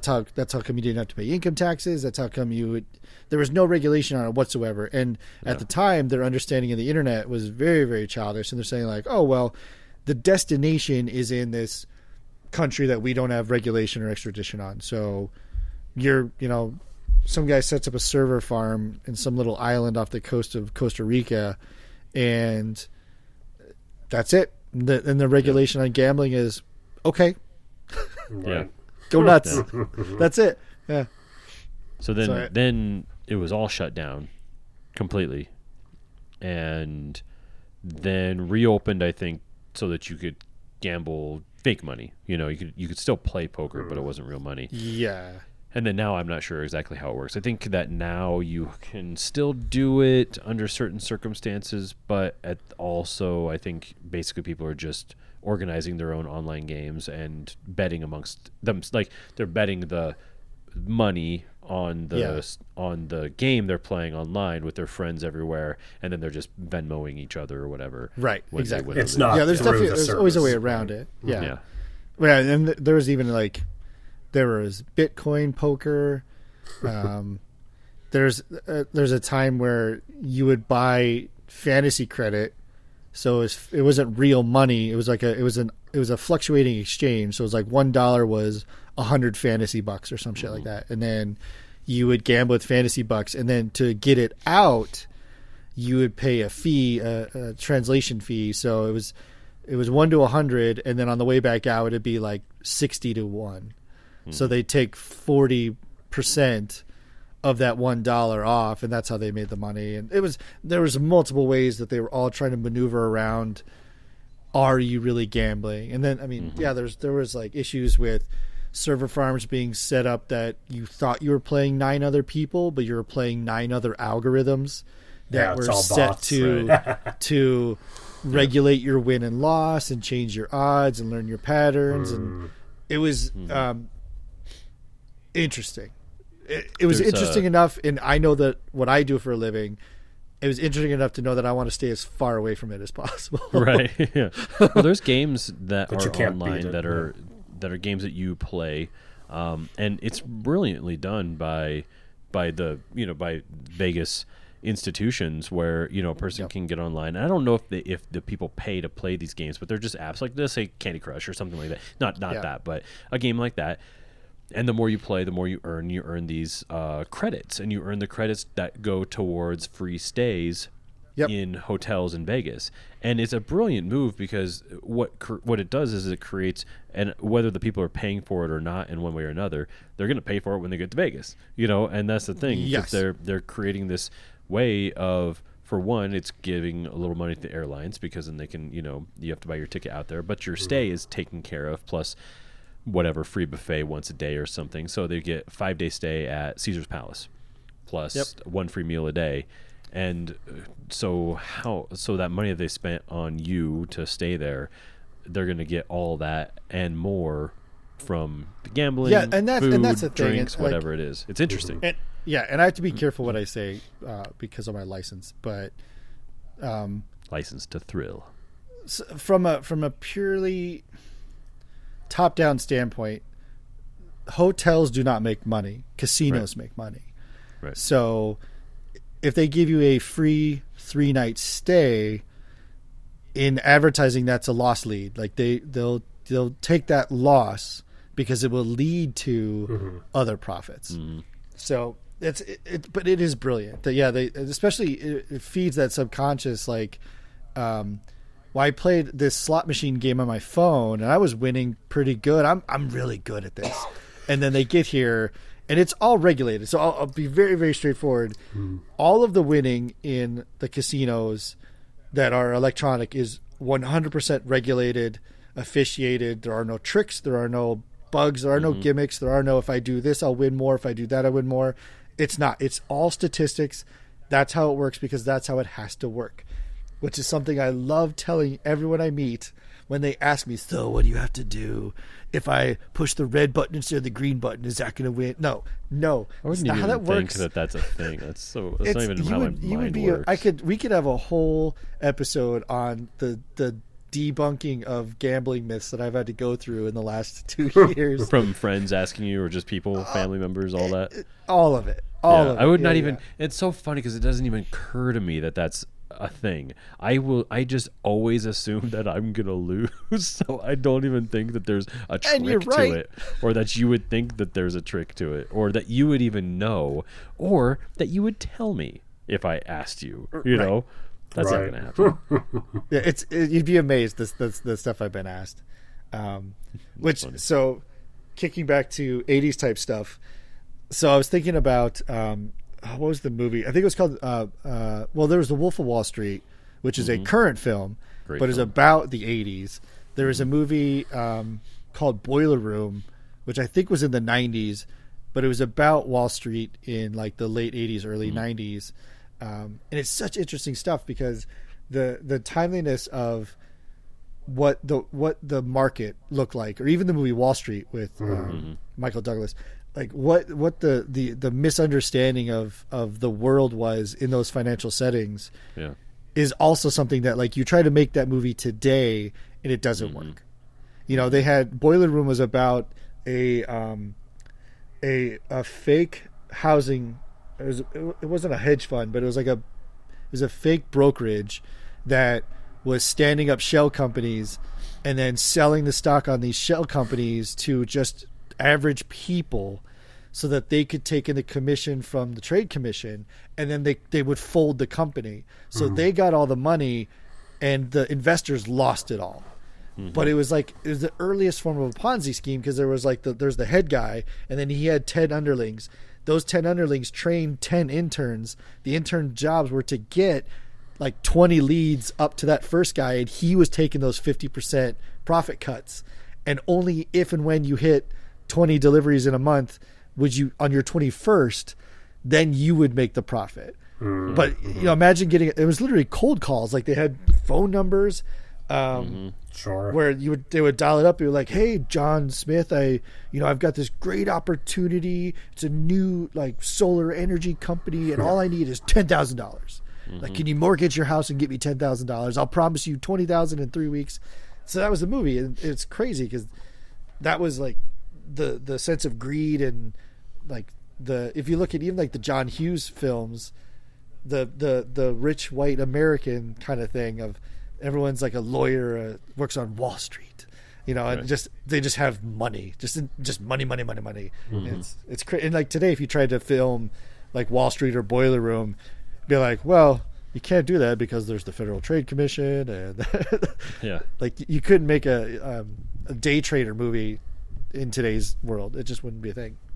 Would have done that with The Big Short, which I did not Right. understand. And I've tried to watch it twice and haven't gotten that far because it doesn't make any sense. It's a movie or I don't really- documentary? Oh man, No, it's a movie. Big Short. It was Ryan Gosling, and I think it was written by Adam McKay, maybe, or at least directed by him. Yep. And it was sort of it was Wolf of Wall Street meets. Well, it wasn't. Well, yeah, Wolf of Steve Wall Street was Carell movie. It just about. wasn't good. Yeah, Wolf of Wall Street was about a guy. The Big Short was about America, like the lending agency in America, and it tries to explain why the housing market crashed. Gotcha. Right. Okay. And you're right, it's tough. I mean, there's a lot of real moving rough. parts in there. They but try the movie to does a educate great you thing. right up front, and it doesn't Yeah. work because Ryan Gosling's trying to explain to you what a short is, and he's trying to explain to you kind of like basics of stock market and stuff like that. Yeah. And I'm not dumb, but I was just like, don't Well, understand and it. I've the read a movie lot about was- stocks, and I don't understand. The movie was so smart in and of itself, though, because at one point I think it's like, I'm going to talk to you about a low and high deductible mortgage loan, and in case you don't know, here's Margot Robbie in a Yeah. bathtub, and you're Yeah. like, all right, and I'm out because I'm not going to be paying Yeah. attention. Yeah, I don't So care. that- Who cares? Yeah. That was interesting. That was something that I was going to bring up last week, and this is not 80s movie related, but the beginning of Bombshell. Have you guys seen Bombshell yet? Yes. Good movie, really great film. Opens with Margot Robbie kind of not Margot Robbie. Nicole. Nope. Charlize Theron. Charlize Theron's character. Yeah. Kind of narrating, this is Fox. This is what goes on in Fox. This is who I am. He's looking at my butt. It's just sort of like this. But I don't understand why movies do that for the first 5 to 8 minutes and then never come back to it again. Right. It's Why? only a Yeah. descriptory instead of a tool that they're using throughout the movie. Exactly. I think Big Short did that too, where Ryan Gosling kind of narrates the first 8-10 minutes and then Yeah, it's I done, think- and you're like, I wonder if you it comes just- after the fact, and it's like when they have focus groups watching, and maybe. focus groups go, "I don't know what's happening." So then the producers go, "Add this voiceover." Yeah, maybe. I mean, he did it sort of. I guess that kind of the Wolf of Wall Street was like that because they kind of abandoned the narration and abandoned the frozen moments and stuff all the way through. So maybe it gets tiring. I don't know. I've never tried it, but I think they're doing it just to like, because people are so used to. I'm not going to blame current movies, but the 15 something minutes worth of trailers that are going to be bonkersness, like a whatever trailer is in, but using like I'm talking to you. Right. That's like a shoo, that pulls you in right away, and then they can be like, okay, now that I have your attention, we'll move on. Well, yeah, so there's 100%. It's a guarantee. It's an attention grab that what they used to do with like rolling text at the beginning, and Eric's adjusting his camera again. So it was funny because you did that the minute I put my hand up to do it. But it's like instead of having like There the you Star go. Wars theme, where it's like in a galaxy far, far away, and then they give you a brief story of what happened. yeah. Imagine if that had happened, but it was like Obi-Wan Kenobi reading the lines of A New Hope. Yeah, Like it would be weird.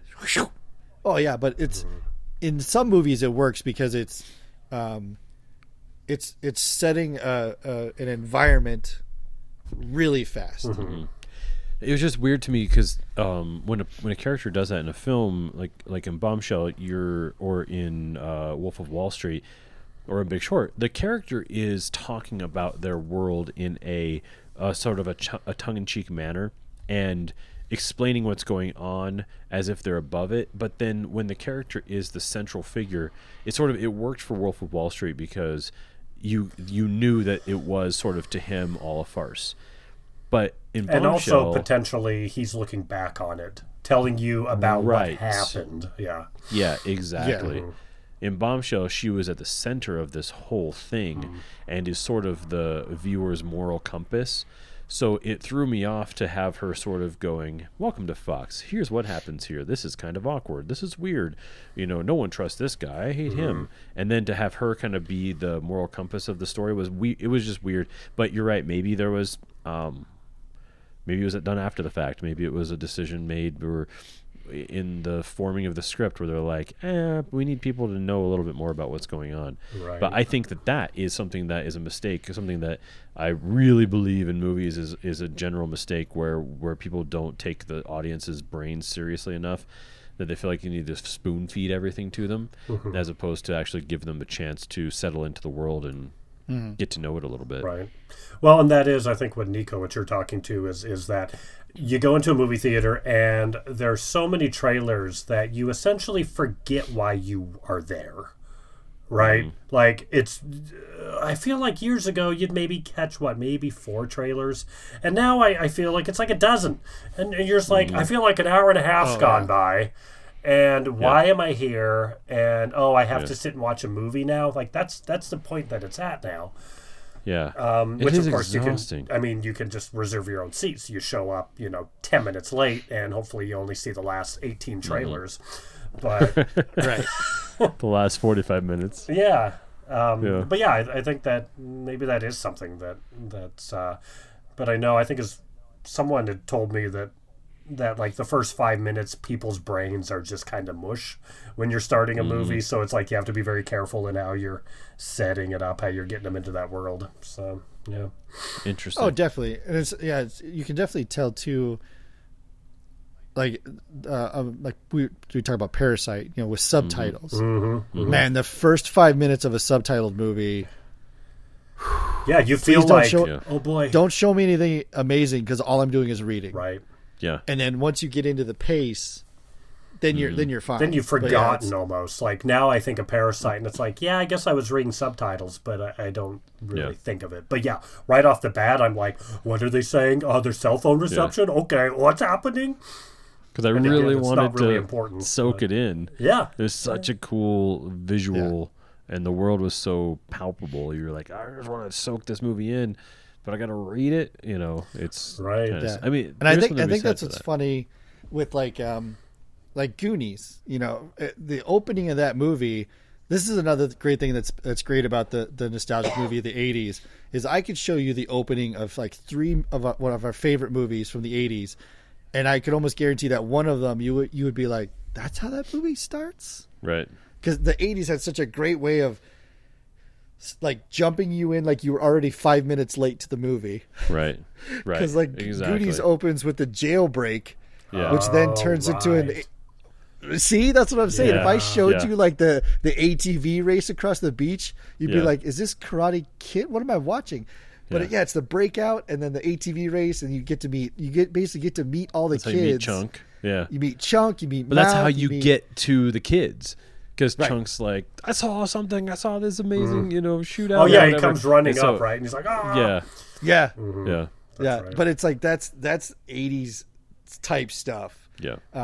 Or those movies that like the opening credits, it's you're going into the town and it's this slow like bird's eye or something, and just the slow settling in till you get to the house and the whatever. Oh, this is the family we're going to focus on in this little ville. And like Beetlejuice. Right. I thought about Romancing the Stone.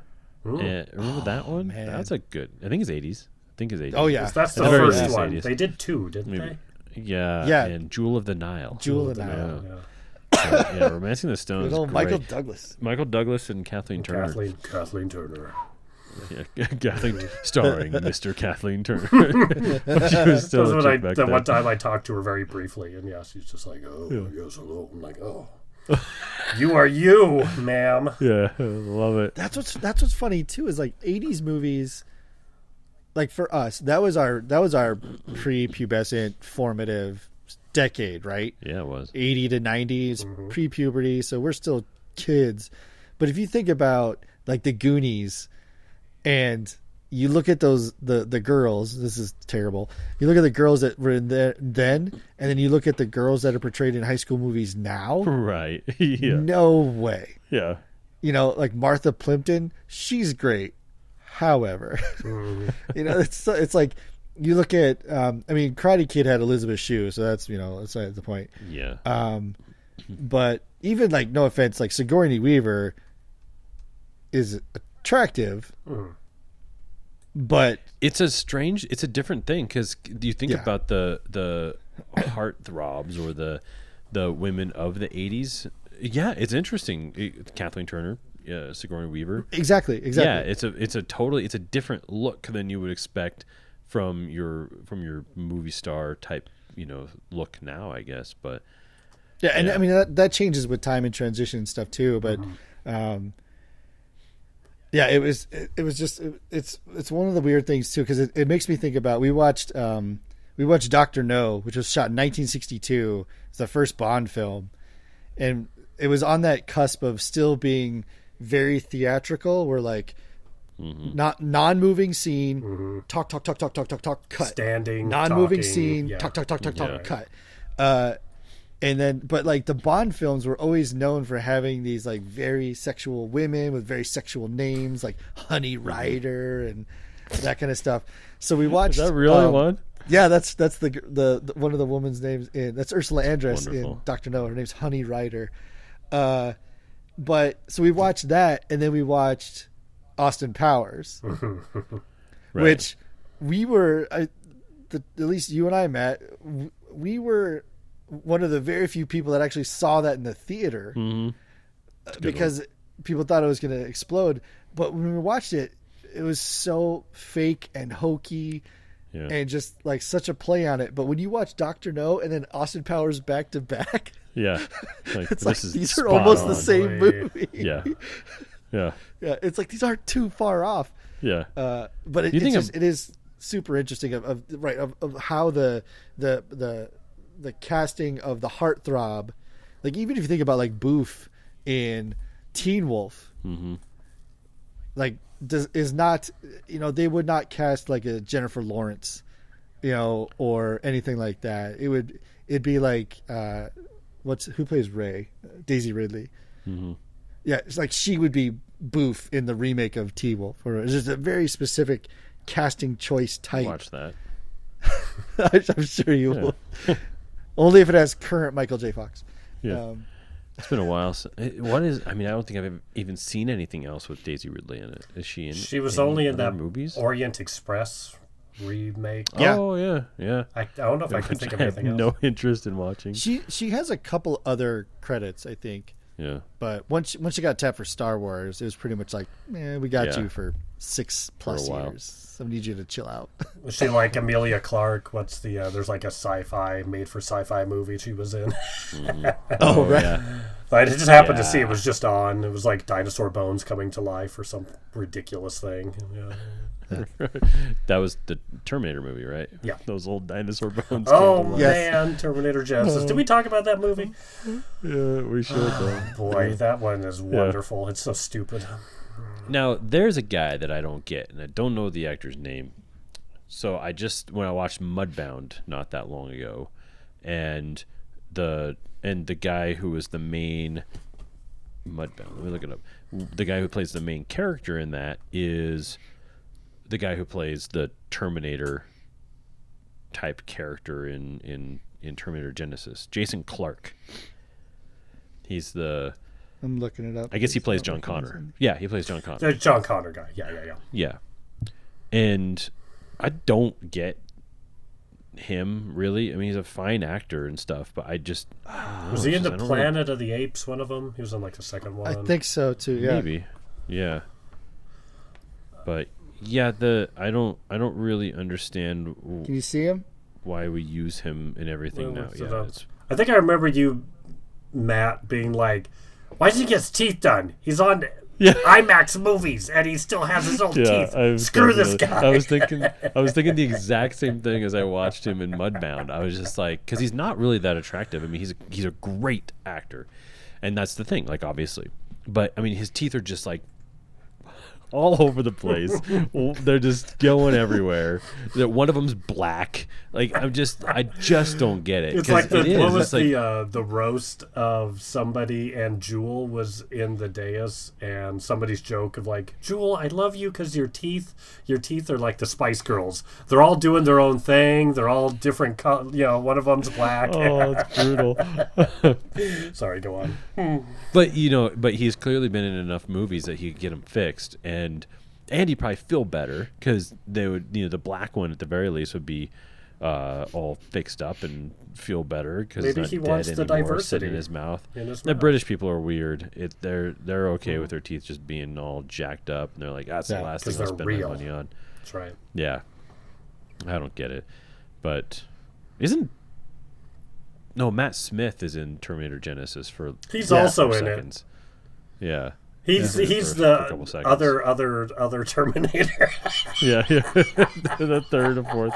There's like 4 Terminators in that movie. Yeah.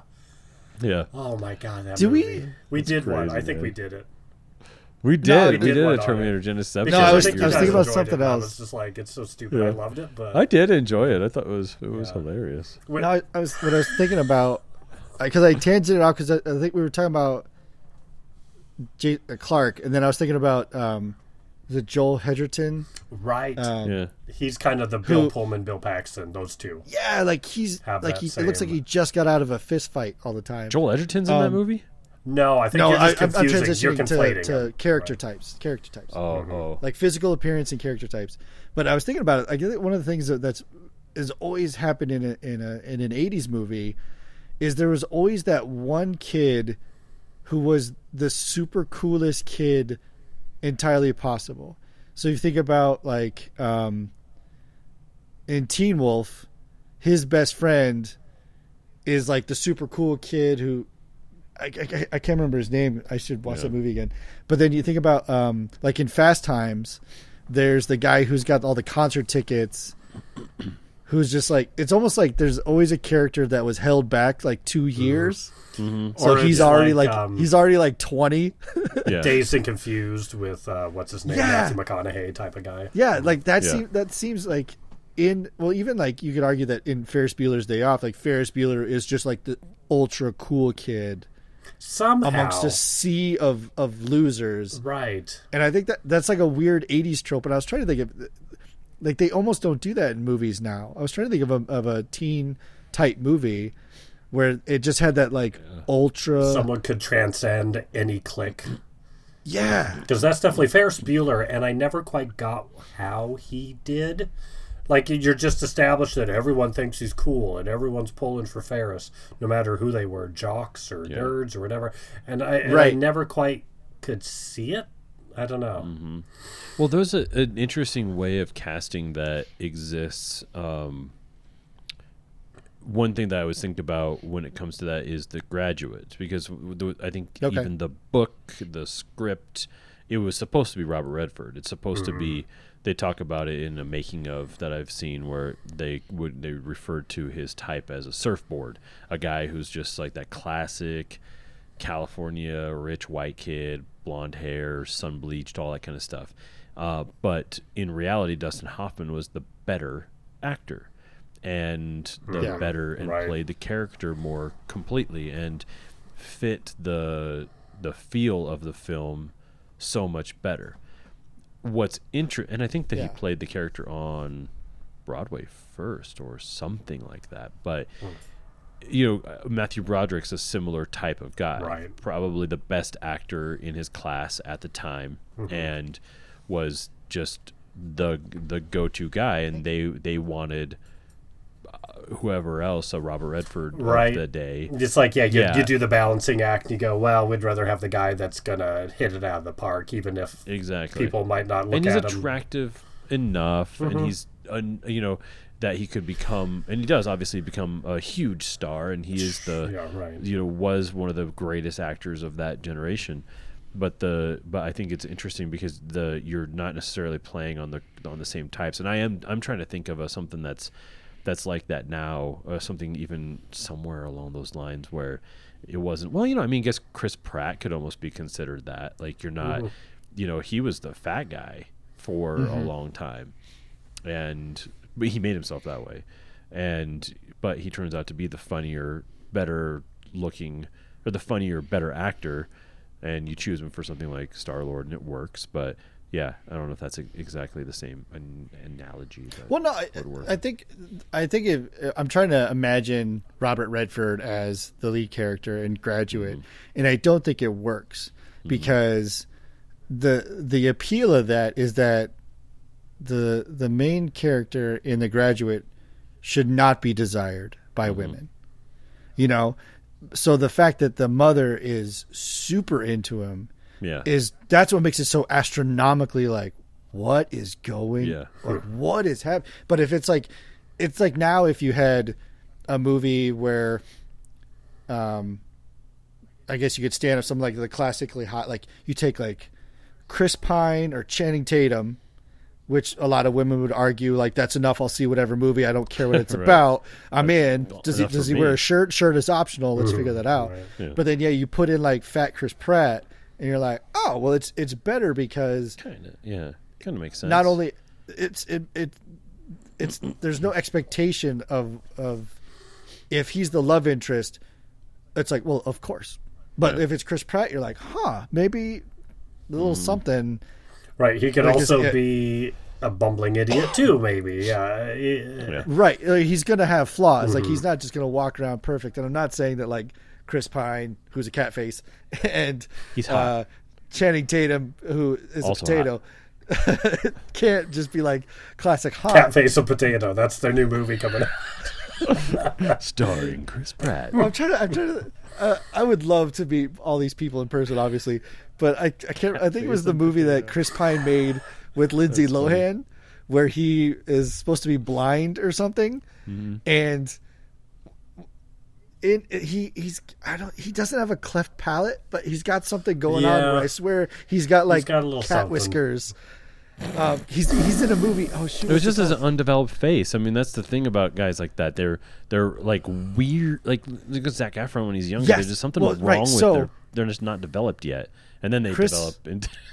Yes, Chris Pine is in the movie Smoking Aces. Yeah, and he plays one of the 3 like drugged out assassins. But if you were to put that Chris Pine next to Captain Kirk Chris Pine. Totally different. Yeah. You're catching these guys during development, like when they're becoming men. You know, they're because I think that he's in. Is he in the Princess Diaries?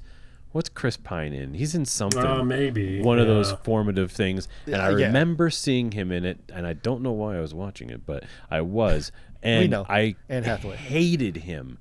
Whatever this movie was that I saw him in, he was just so over the top. His acting style was just so adolescent. It was just like, he's probably 16 or whatever at the time, and it was like this kid is going nowhere. He is never going to be anything because he's such an awful actor. Yeah.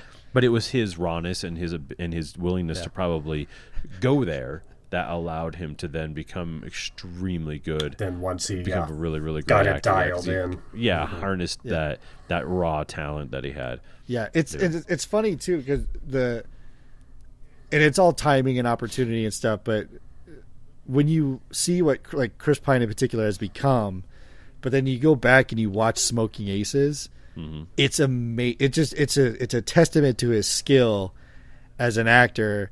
Because the role he plays in Smoking Aces is so diametrically different from anything he would take today. Right. That it's just like, holy crap. It's interesting too when the first Star Trek came out. So the opening sequence is happening, and the guy who's playing the captain. I'm like watching this movie going, it's Thor. I'm like, who is this guy though? Right. This guy's great. Because that first scene, when he's like talking to his wife, and it was, I think Kerry Russell, plays Kirk's, and he's just like, I love you so much. No, and I was like emotional. I was getting in tears, and I was like, why is this guy not Captain Kirk? Who is he? And then next thing you know, he's Thor. So he was good. He right. Yeah, he was on his way. But I think he was definitely in the running for one of for Captain Kirk, and I think that Chris Pine just edged him out for whatever reason. But they're like, and I know that they knew that they were wasting him on this role. There was a total waste to have him play someone for 5 minutes and then die. But literally, most anyone that watches that movie goes, "Oh, that guy at the beginning." So it worked. Yeah, it's still So it definitely worked. Yep. Yeah, he's so good in that. I've met Chris Pine once. I got him some whiskey. Oh yeah, really sweet dude. And tall and unbelievably sexy. Like, it was just he is tall. It was just a sea of people, and it was just like this busy night at the bar, and just like crazy. And this crazy handsome dude walks up with these piercing blue eyes, and he's like, "Hey, man." And I was like, "Hey." Did he and say, he was like, "Yeah, what do you guys have for what kind of bourbon do you have? What kind of milk in a saucer do you have? Do you have whole milk? Oh, yeah, we got any tuna scraps back there? Whole milk and some meow mix." meow mix. No, I joke because he doesn't have a Catfish in real life. He's a good looking dude. It was something with I think it was like an undeveloped mustache or something that he was. It was just something wrong. Yeah. No, he does have a. I know what you're saying with not a cleft palate, but he's got a he's got like a man. He's not got a hair firmer, lip, but there's a something. No, it's just his face. Yeah, but it's very cat-like. It's how maybe very cat face. Cat the face. mouth He's just a kind cat face. Now I gotta look at I love him. how. But then we go back to Channing Tatum. There's a fucking potato. Yeah, he's got a potato too. head. Yeah. He's a handsome potato. But he'd be a dude that I'm sure is just potato. super cool to hang out with. Right. If you ever want to, Channing Tatum, you're listening. Just just want to hang out. You guys want to hang out? Let's hang out. It'll be fun. Yeah. Anyways, yeah. We're looking at Chris even like, it's so I was thinking about cat face. back to my thing about the super dude that transcends all clicks and stuff like that. Like the 21 Jump Street, which was an 80s television show that they remade into a movie starring Channing Tatum, oddly enough. That one had a guy, it was Little Franco, that he was at like click transcending one. But that's super rare. But if you think about but it kind of worked for that character. You kind of bought it. Yeah, you said okay, sure. Yeah, but it's definitely, when I saw that though, I remember feeling like this feels like because the show was in the 80s, they had to have that character type. Right. Like that kid who's super cool all the time is such a very 80s thing in a remake of an 80s television show. Right. But like you try to do that now, like you watch like Superbad, which we just watched the other day. Superbad does not have like one character. Well, because it's not about like the super cool character or whatever, but it doesn't have it. Like nobody in that school, everyone is just like a weird, awkward kid in that high school.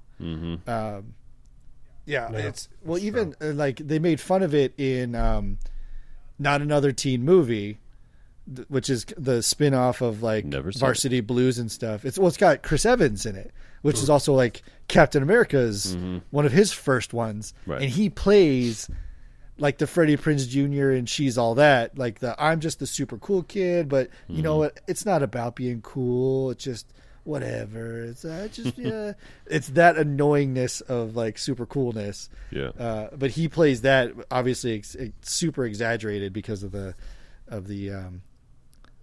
genre, but it's playing off of those late 80s, early 90s John Hughes, the one guy who they don't have to say like you're a jock and you're a jock only, and now we have to deal with jockey stuff. It's you are universal character that I can allow you to work into all of these other character groups, unconflicted, just you're in, blah blah blah. The universal jockey.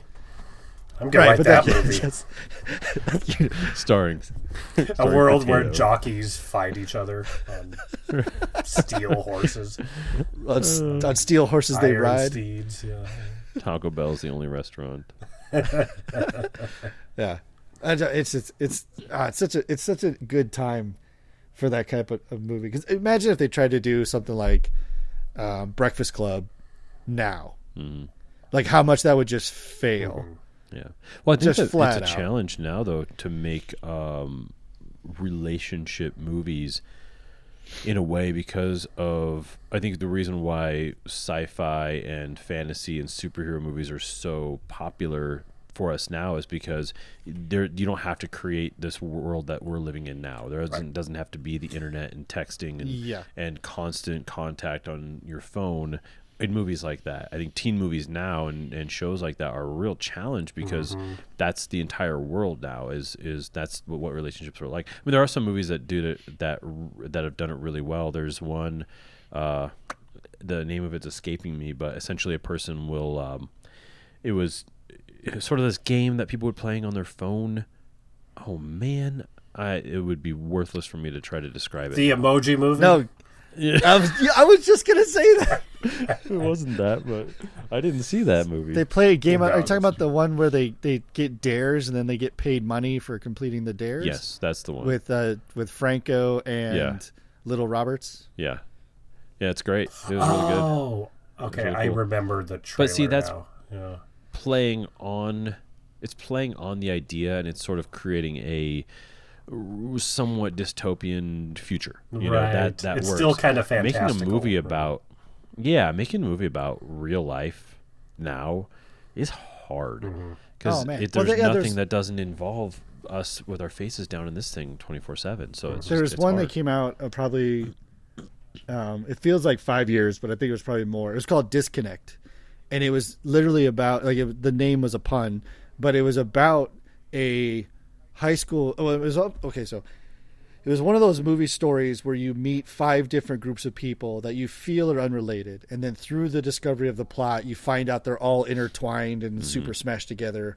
It's one of those type of movies. So that's interests me. It's good. But basically the story is that a high school kid has some bullies that talk to him through Facebook that make him think it's the girl he has a crush on. He sends her a naked photo of himself. They then take that photo and spread it all over the school. Nice. And then that kid kills himself. Oh, not nice. And then it's the backtrack of like the dad of one of the bullies works for a cybersecurity company who starts like trying to wipe the digital record of all this happening. And then you've got like Jason Bateman in it, who's, I don't even remember what his role is, but he's in it. And then it ties into like a district attorney, or it's a district attorney who's looking at the business of online voyeurism, and she starts to fall in love with one of the cam models that she's supposed to be investigating. It's this crazy. What's it called? It's called Disconnect. Should I watch it? Yeah, it's good. Yeah, but it's not like you got to sit down for it. It's not one of those like casually watch. You got to connect and watch, because it's one of those. I know you don't, but I'm just saying for anybody who's listening and might be like, oh, I'll just throw it on and make some popcorn. Like, no, you got to get a blanket and a couple of tissues. Take that as you will, whatever you need to do. Yes, because your nose is going to get dry. Yes, but we talk about like how do you make a movie about today with technology, and like they tried to make that movie and it ended up being like crazy sad and depressing because you're not going to get a happy movie out of that. Yeah. No, no, not at all. There was a movie that came out, Catfish, the comedy. Catfish, yeah. Dude, it like. Did you see that? The documentary Catfish? Oh, You're talking about the documentary? I'm talking about the original that spun off the MTV show. What's crazy is the town that he ends up in is it's the town where my dad grew up. So I've been to that town. Yeah. What's it called? What was the town called? Ishpeming. It's been Upper Peninsula, Michigan. This movie is bonkers, man. And I kind of knew the story already from some friends, but it was just like crazy is it's amazing. The trailer makes it feel like you're about to watch Blair Witch Project. Oh, really? Oh, I never saw that. Well, yeah, because it's all you see is the shots of him like walking up to like an abandoned barn, saying, "Well, this is the address that they say she lives at," and so it makes you feel like you're about to watch a horror movie. Yeah. And then when you find out what catfishing is, it's just like, what did I watch? Holy, like what is going on? And this lady created like 17 digital personalities and managed the entire relationship amongst all of these personalities, and one of them reached out to a guy in like New York City or something. Because it all started these guys right out of college, which it's a really interesting time capsule of just males at a certain age, because these guys are all like 21 to 24 or whatever, and dudes at that age are just gross, and they're just weird and awkward. Girls. Yeah. But this one guy's a photographer, and he somehow he took a picture of some ballet dancers landed in a magazine. This woman, who is a dancer, sends him a painting, and it's a painting of his photograph. But she claims that it was painted by her 7 or 8 year old daughter. So the movie starts once this relationship is established between this photographer and the mom and daughter, that the daughter continually sending these amazing paintings, 7-year-old painting, these really great paintings of all of his photos. Mm-hmm. So they are making a documentary at that moment in time about this potential relationship between him and the 7-year-old, and how cool it is that she's this amazing painter, and she can paint anything, and it's amazing, and she just churns out these paintings. But he's never talked to her. Mm-hmm. He's only talked to the mom a couple times on the phone. And so the story evolves into this thing where he's he's starting to kind of develop this relationship, but then, the mom has another daughter who's 19, and she's this smoke show. She's super hot, and they strike up a relationship online, and then they start talking on the phone. Dude, it's crazy. I mean, the story itself is crazy, but what's so interesting is have you ever seen the show Hoarders? Have you ever watched Hoarders? I haven't watched it, but I know certainly. Hoarding is a fascinating disorder because it's something where a person's not truly there's a lot of different disorders. There's drug addicts, and there's schizophrenic, and there's all these different types of things, and the people have something kind of this disconnect. There's something that you can visually see. Hoarding is very different. The person is fully aware of their problem, and they choose to not change it. They don't want to change it, and they say, "Look, you're dying. You're sitting literally in your own poop. You need to change this." And they're like, "Yeah, but I need my poop. I don't know. Sorry, there's nothing I can do. I can't let it go. I can't let any of this stuff go." That's how this woman was. You could tell that she was unbelievably intelligent, had these incredible talents. She could paint. She used to be a dancer. All these sorts of things. And they're just like, "Why were you lying this whole time?" She goes, "I don't know. I just kind of liked it." It's there's no, it's crazy because whatever she was getting from it, was she getting money from this guy somehow? I don't think so. I don't think it never turned into a business. Or no. That's the thing. It was just a complete lie. She was just in digital love. Community. It was she was basically fell in love with this kid, this photographer, and created literally 17 different people, fake people, that were in this world, so that she could pretend to be this hot daughter, so that she could have this romantic long distance relationship with this guy that she's in love with. Okay. So when they do finally meet and everything's actually been revealed, you can still see how completely in love with him that she is. And she's just like, "I'm sorry, I can't believe that I lied to you. Oh my God, your eyes are so beautiful." It was that kind of thing. And she'd just be like, he'd be like, "Well, why did you lie this whole time?" "I don't know. It's my husband thinks that I've been selling these paintings to you, and I've just been lying to everyone around me. You have the most perfect teeth." It was just she couldn't stop her obsession with him. It was just really, really fascinating human study. Yeah. It is so powerful that it has created its own term. Yeah. I guess I never looked it up enough. I just assumed it was more scamming people. Right. No, that's the lower end of it. That's the 7-Eleven version of it. But the original movie documentary is elaborate. And it's deep. just close enough to the emergence of the internet where the ability to discover anything and everything wasn't quite there yet. And so you were starting to see that too, which is really cool. There was a point in the movie where the woman claims to, or the daughter claims to be a musician. And so and she says "Should I write you a song tonight?" And he's like, "Yeah." And she's like, "Well, should I write you a song about this or about this?" And he's like, "Write a song about this." And she goes, "Okay." And then 10 minutes later, sends him a recording, a song. It's beautiful. And this girl's got an amazing voice. And he's just totally in love. He's like, "This girl's got an amazing voice."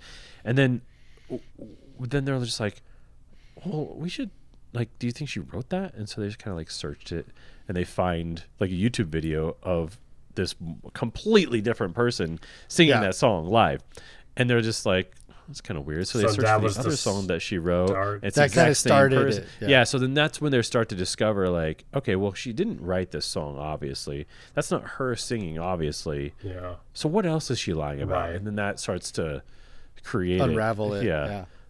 So this is the dude really with the documentarians? Yes. Yeah. And the documentarians are just like his best friends, who... He's a photography school graduate trying to create a career. His two best friends are filmmaker wannabes, and so that's how it all coalesced, where they're just like, well, this is perfect. You're right here. Let's make a documentary about you. And this relationship with this, 10-year-old girl or whatever who's this painter. And so that's how it starts. And it's worth a watch. It definitely, is. Even though we just told you how it all goes. But the daughter's to watch like, it unravel. Yeah, right. Because the mom at one point says, well, we just bought a studio. We just bought a studio. We just had her first gallery opening on Friday. It was amazing. You have to see it. And he's like, well, where is it? And so she sends a link to the realty site saying, this is it. It's an old, this old historic building. We just think it's so cool.